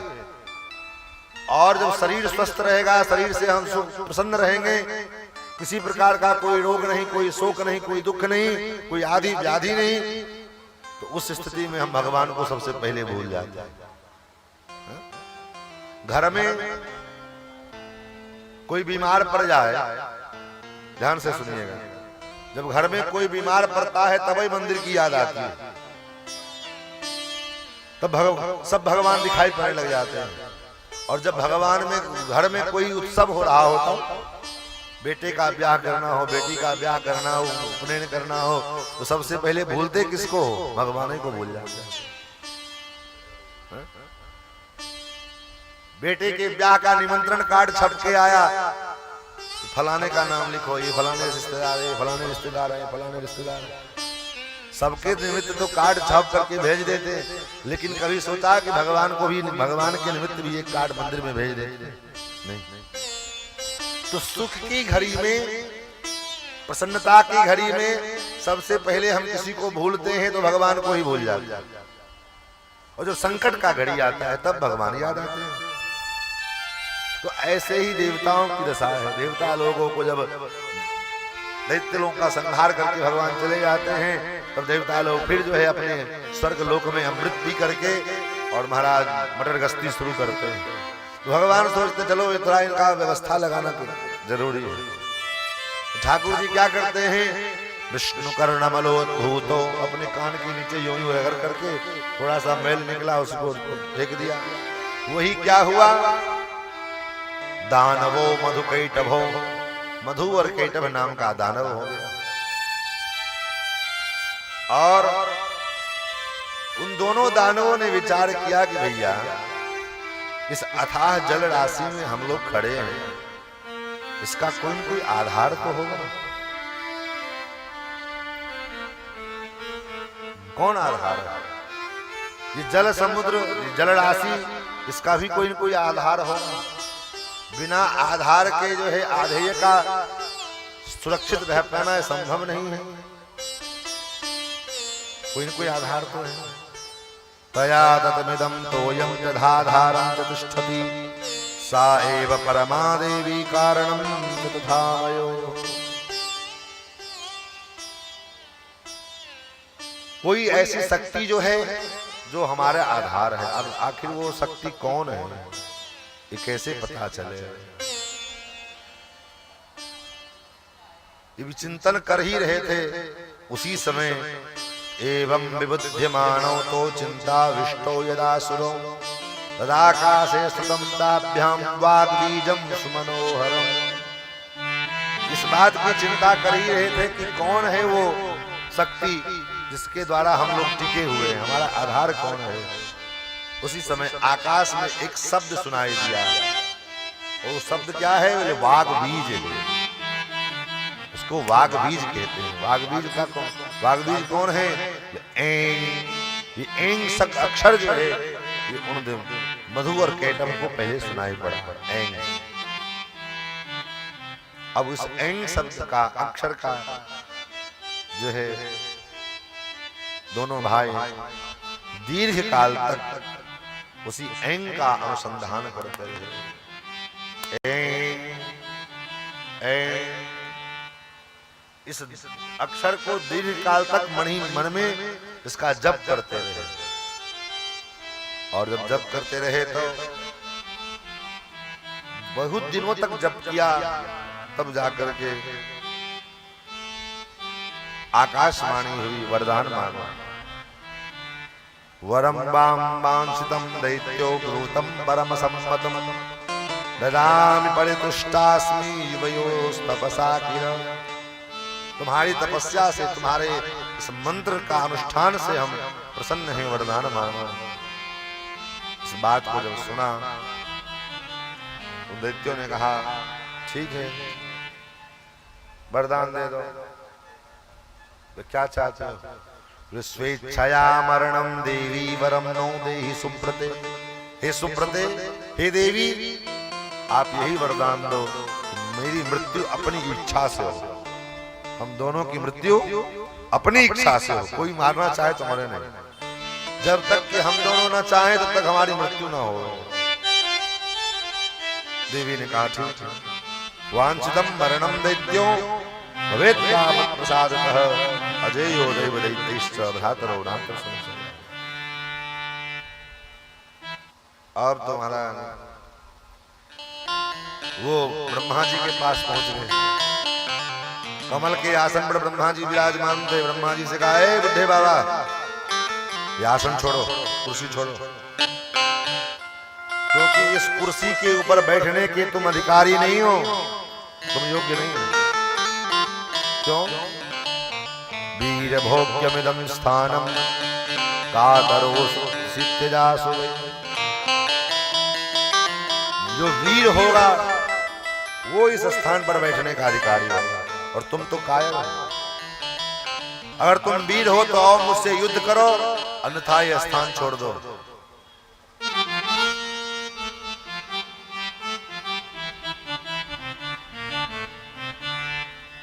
ब्रह्मा जी बेचारे घबराए, कहाँ जाए।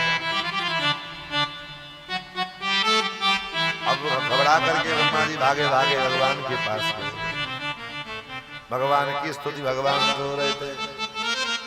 भगवान के ऊपर तो निद्रा देवी ने अपना आधिपत्य जमा लिया था। शांताकारम भुजगशयनम सोए रहे। भगवान के शरणों में जाकर के ब्रह्मा जी ने स्तुति किया। दीननाथ हरे विष्णु वामनोतिष्ठ माधव। हे दीन बंधु, हे दीनानाथ,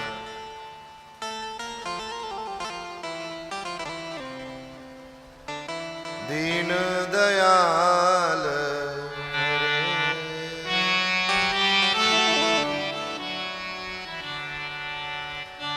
दीन दयाल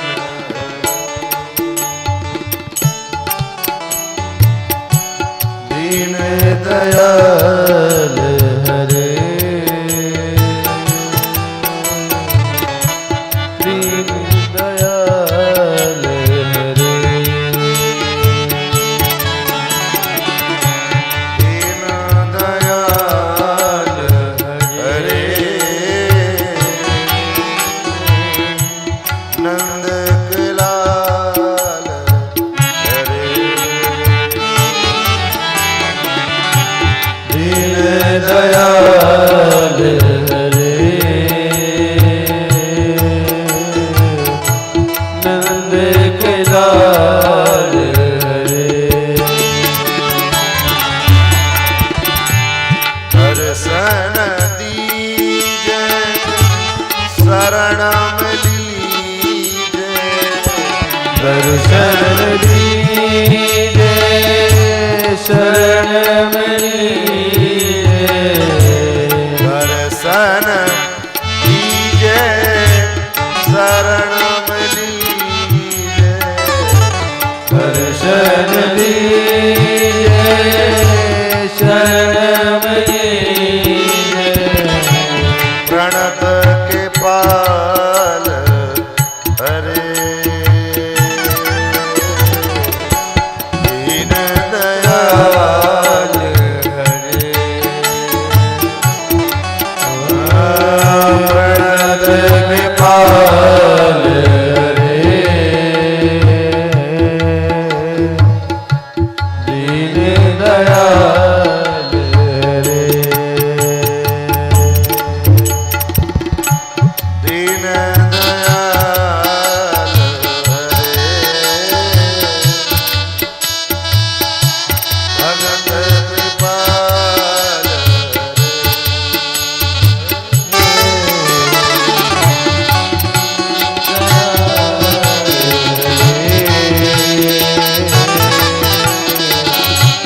नंद के लाल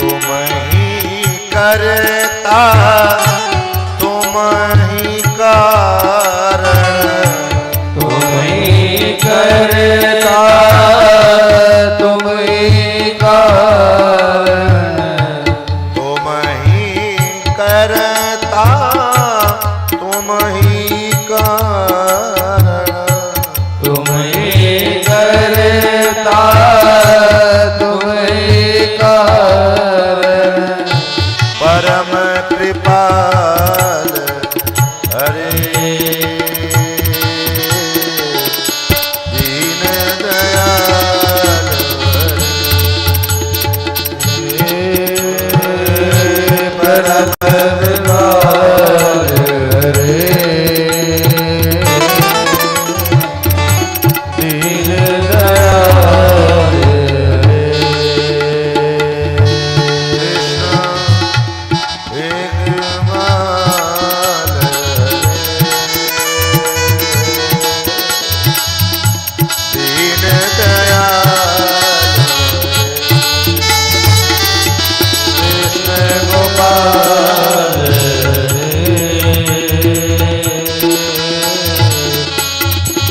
दयाल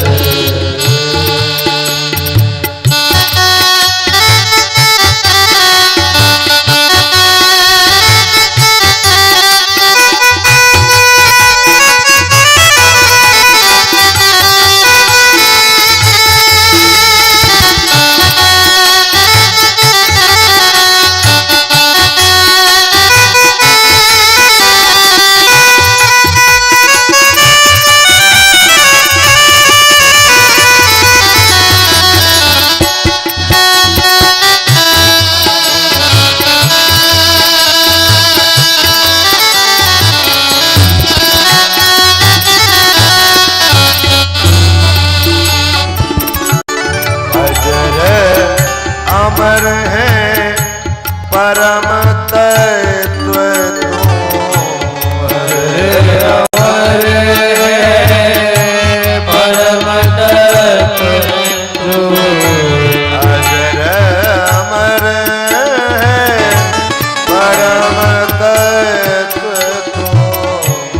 अजर अमर है परम तत्व अजर अमर परम सदा प्रतिपाल करे दीन दयाल करे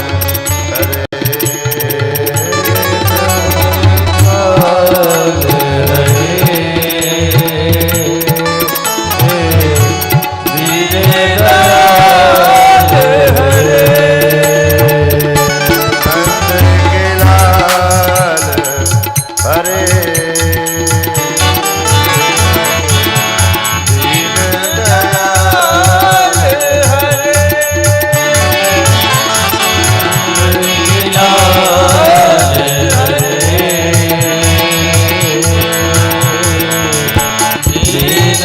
दयाल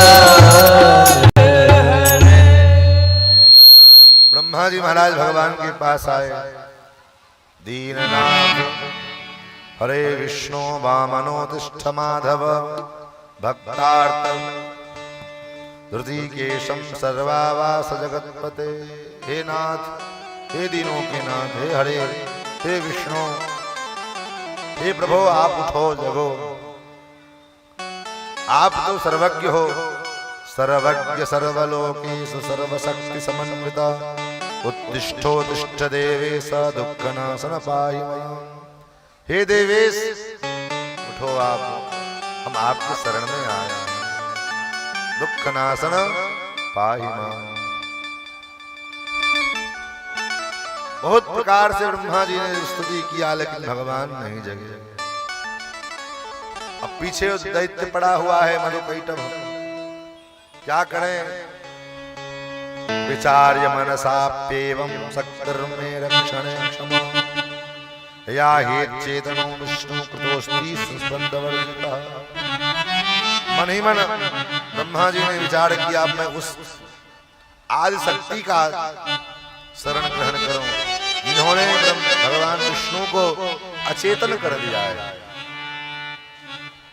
या देवी सर्वभूतेषु निद्रारूपेण संस्थिता नमस्तस्यै नमस्तस्यै नमस्तस्यै नमो नमः।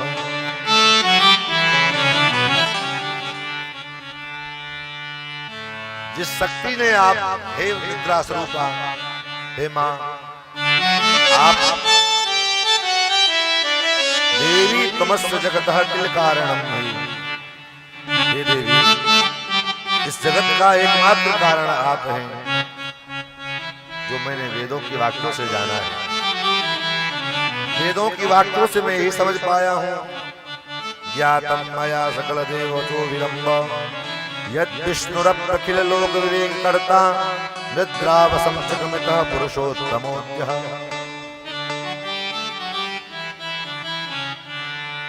हे पुरुष मां, हे देवी, आपके माया के कारण ही इस निद्रा ने, निद्रा के रूप में आपने ही भगवान विष्णु को अपने वश में कर लिया। को वेदते जननी मोह विलास लीलाम मूढ़ोस्म्यहं हरिरयं विवशश्च सेते इदृक्तया सकल भूत मनो निवासे विद्वत्तमो विद्युत कोटि सुनिर्गुणाया। हे माता, समग्र लोक को मोहित कर देने वाली आपकी लीला को कौन जान सकता है। आप बड़ाम्बा है। हे मां, आप अनेक रूप धारण करके, सगुण रूप धारण करके और नाट्यम तनोसि सगुना विविध प्रकारम, विविध प्रकार के स्वरूप को, विविध प्रकार के रूप को आप धारण करके और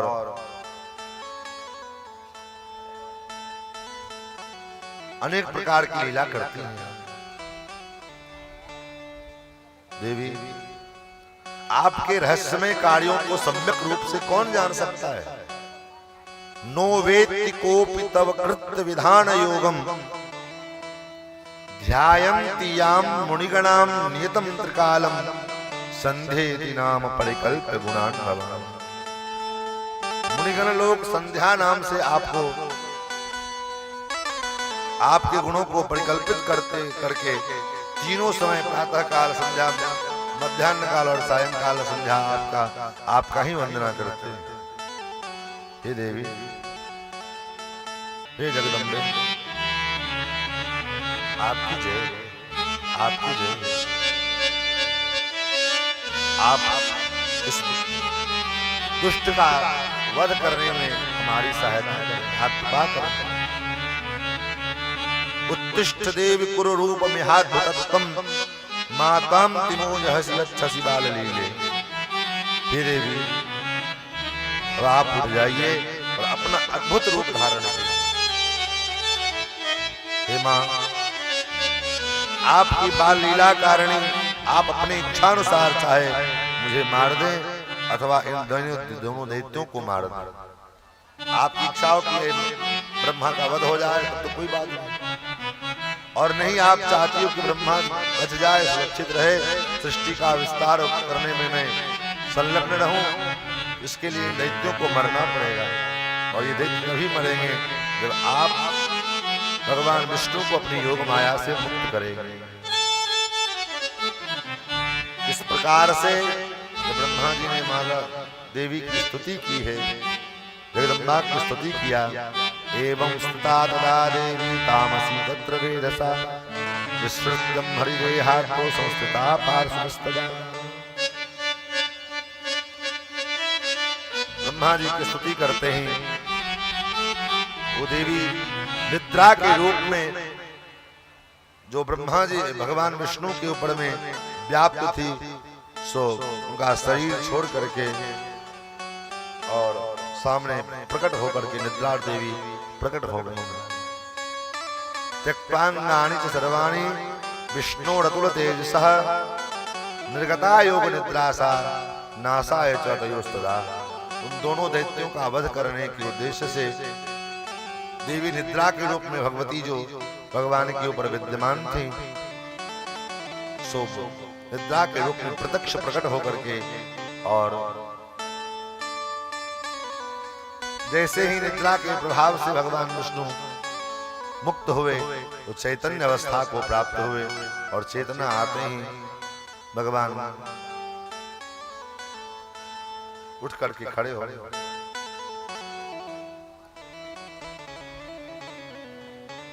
शौनकादि ऋषियों ने कहा, हे सूत जी, फिर क्या हुआ? बोले फिर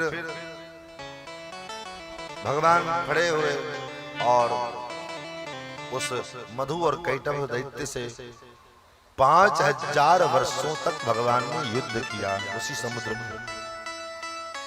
लेकिन युद्ध करते करते भगवान थक गए,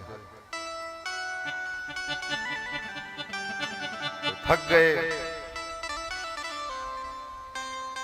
भगवान विचार करने लगे, आखिर ये मरते क्यों नहीं?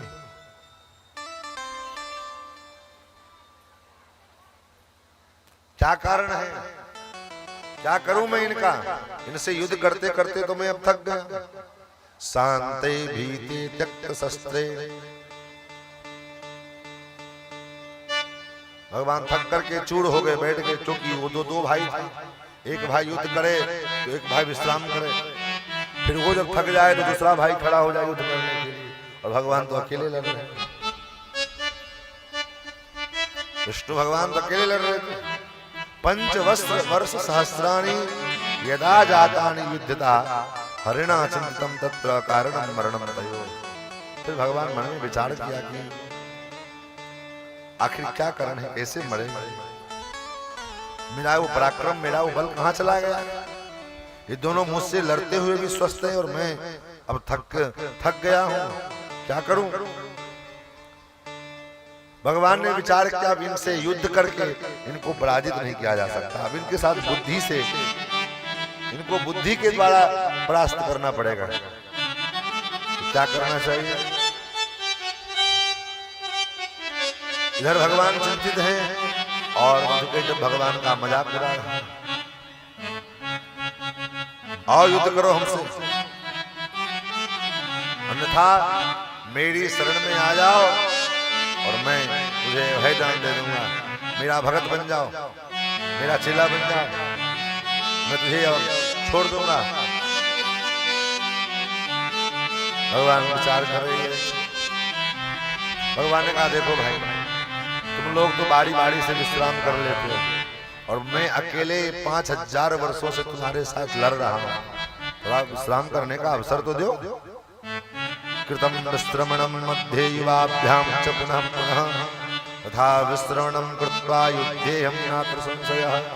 मैं तुमसे युद्ध करूंगा लेकिन थोड़ा समय दो हमको, थोड़ा शांत हो जाओ। भगवान विचार करने लगे कि थोड़ा अवसर मिले तो विचार करो कि कैसे इसको मारना है। अब युद्ध करते करते कैसे विचार किया जाए कि क्या करना है। और विश्राम के बहाने भगवान थोड़ा देर किनारे हुए और ध्यान की अवस्था में चले गए। अति दूरे चतो दृष्ट्वा वासुदेवश्चतुर्भुजः दध्यौ च मनसा तत्र कारणं मरणे तयो। और इसके मरने का कारण ढूंढने लगे और मन ही मन विचार करते भगवान विष्णु ने आकाश में स्थित उस परम सुंदरी परम देवी पराम्बा जगदम्बा का ध्यान किया और स्तुति किया। नमो देवी महामाये सृष्टि संहार कारिणी अनादि निघ्ने चंडी भुक्ति मुक्ति प्रदे शिवे। हे देवी, हे महामाये, हे सृष्टि के संहार कारिणी, हे देवी, हे पराम्बा, हे जगदम्बा, आपको बारंबार प्रणाम। आप हम पर कृपा करो।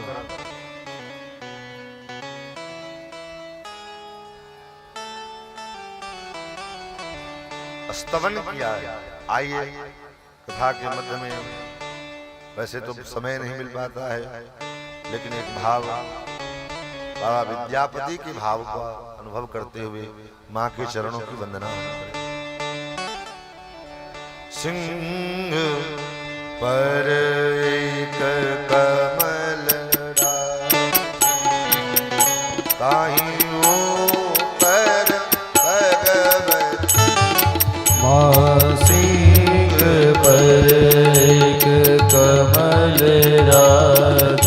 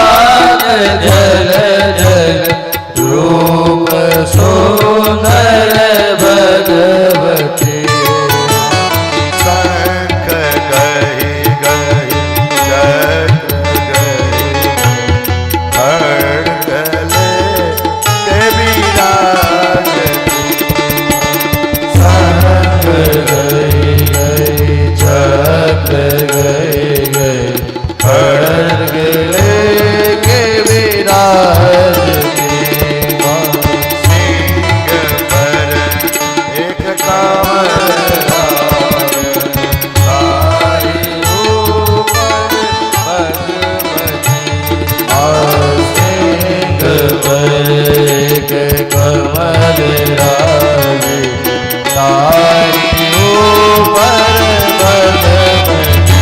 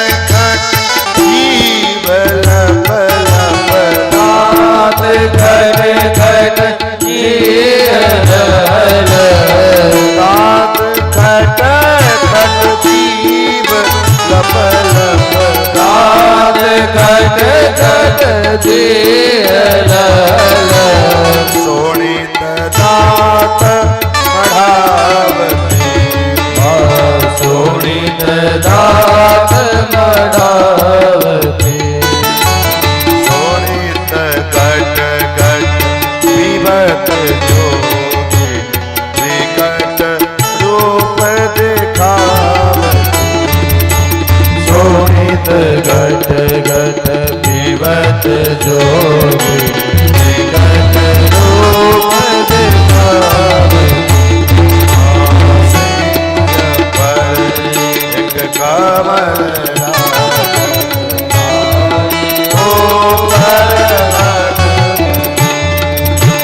सिंह पर एक कमल राजी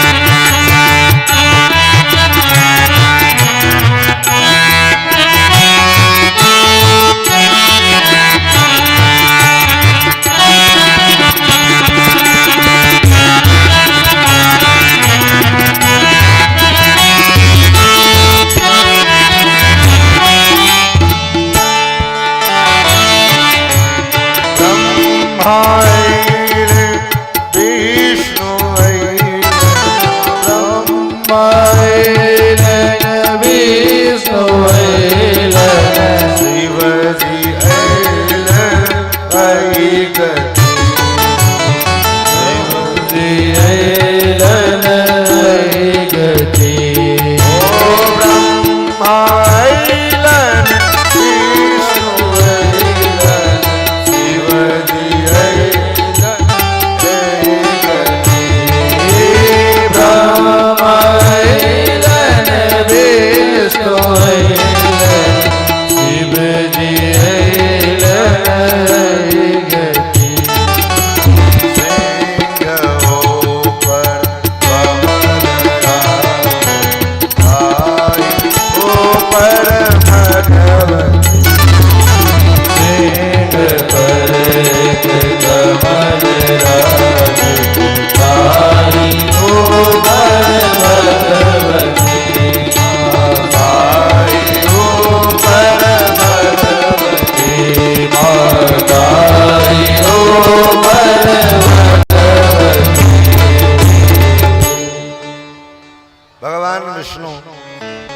स्तुति करते हुए कहते माँ उससे युद्ध करते करते मैं तो थक गया, लेकिन वो दोनों भाई थकते नहीं। बाद में मुझे पता लगा कि वो दोनों आपके वरदान को प्राप्त करके मद गर्वित थे। आपने उन्हें इच्छा मृत्यु का वरदान दिया, इसलिए श्रांतो हम नचतो श्रांतो त्वया दत्त वरो वरो ब्रह्माणं हन्तु मायातो दानवो मद गर्वितो। मैं थक गया, लेकिन वो दोनों भाई थके नहीं। क्यों थके भाई? जब टॉनिक मिला हुआ है तो कहां से थकेंगे? मैया ने पहले से टॉनिक दे रखा है तो कहां से थकेंगे? भगवान विष्णु कहते हैं हे मां, हे देवी, अब आप उनके मृत्यु में हमारी सहायता करें। इस प्रकार जब बार बार स्तुति किया है भगवान ने, भगवान की स्तुति करने पर देवी ने कहा अब आप चिंता मत करो, आप जाओ युद्ध करो। प्रणमंतम जगन्नाथम वासुदेवम सनातनम देवदेव हरे विष्णु कुरु युद्धम पुनः स्वयं। हे विष्णु, हे देवों के देव, अब आप जाइए और पुनः युद्ध कीजिए, और मैं अपनी माया के द्वारा उन दोनों दैत्यों को मोहित कर लूंगा।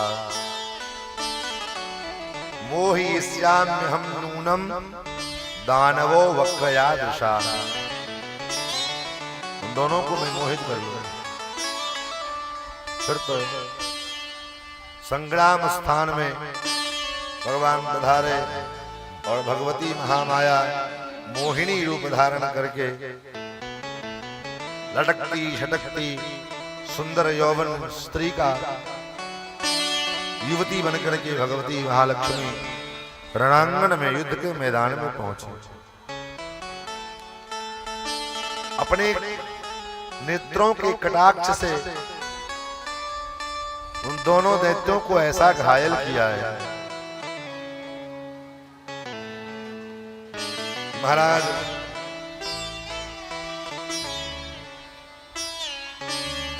वो सुध बुध खो गए, क्या कहना चाहिए, क्या करना चाहिए, क्या बोलना चाहिए, इसका ध्यान उनको समाप्त हो गया। और स्वाभाविक होता है, व्यवहार में भी देखने को मिलता है,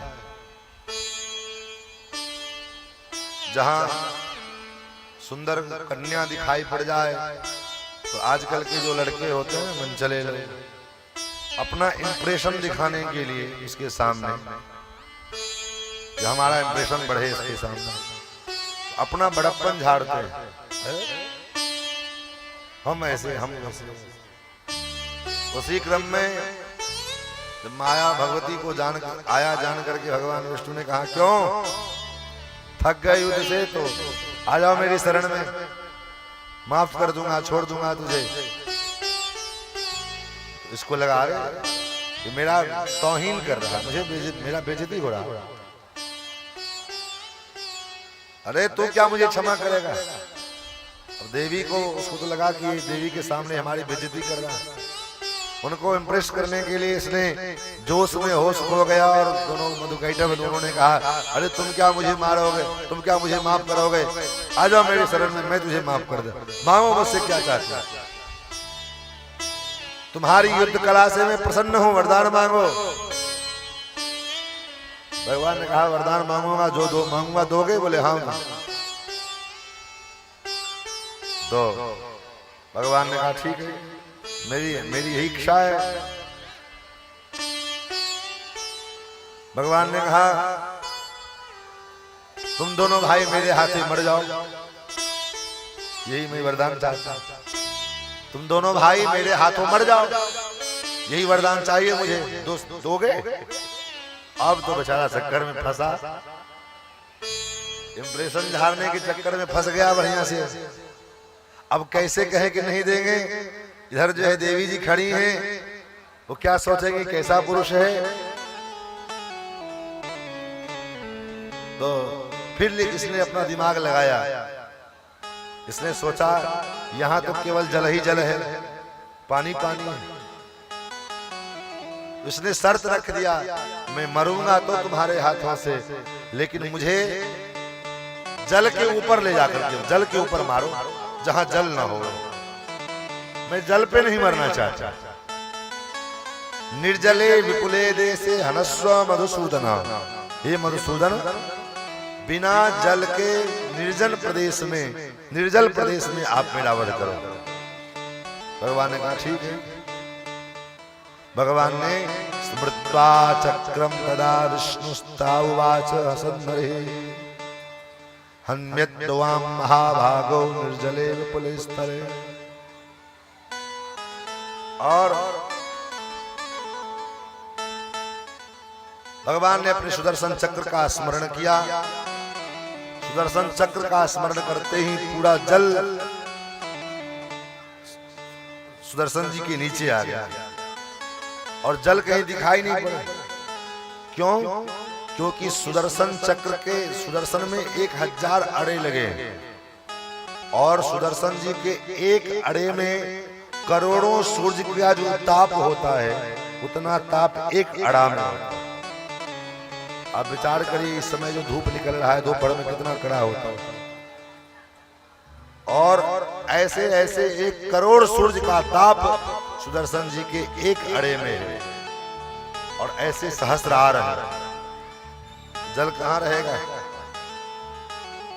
अपनी जंघा नीचे सुदर्शन चक्र को, और सुदर्शन चक्र के ऊपर भगवान स्वयं आरूढ़ हो गए और अपनी जंघा का इतना लंबा विस्तार किया भगवान ने, और अपने जंघा पर में रख करके सुदर्शन चक्र से कहा इसके गर्दन को काट। दोनों भाइयों ने भगवान के जंघा पर में लेट गया, अपना मस्तक रखा और भगवान के सुदर्शन चक्र दोनों भाइयों के मस्तक को काट करके उसका काम तमाम किए। बोलो मधुकैटभ मर्दन भगवान की, जगत जननी जगदम्बा मातु की। आगे इस प्रकार जब देवी के महात्मा का निरूपण नारद जी के मुख से वेदव्यास जी ने सुना है, तो देवी के चरणों का आश्रय लिया है और वहां अरण्य के द्वारा इनको पुत्र की प्राप्ति हुई। ये सब चर्चा हम अब कल के सत्र में करेंगे। आज के सत्र को यहीं पर विराम देते हुए कथा को विराम। हम तो 3 बजे से कथा का समय रखे हैं, लेकिन 3 बजे न सम व्यवस्था में व्यवस्थित हो पाती है, न आप लोग आप भाई। हम तो समय 3 घंटा हम आपके लिए रखे हैं रिजर्व, तो आप उसका लाभ ना लेना चाहो तो हमारा क्या दोष है? हम तो लाभ लेने के लिए बैठे। अब जब कथा का समय देखेंगे, जब अब लास्ट होने वाला है, आरती होगी तब चलेंगे लोग घर से। चलो हाजिरी लग जाएगी हमें, तो हाजिरी लगाने वाला श्रोता हमको थोड़ी चाहिए, हमको तो कथा सुनने वाला श्रोता चाहिए। आइए यही कथा को विराम देते हुए आज के सत्र को विराम। भागवत भगवान की आरती, माता जी की आरती, और आरती करके कथा को विश्राम देंगे। बोली जगत जननी जगदम्बा मातु की, आज के आनंद की जय।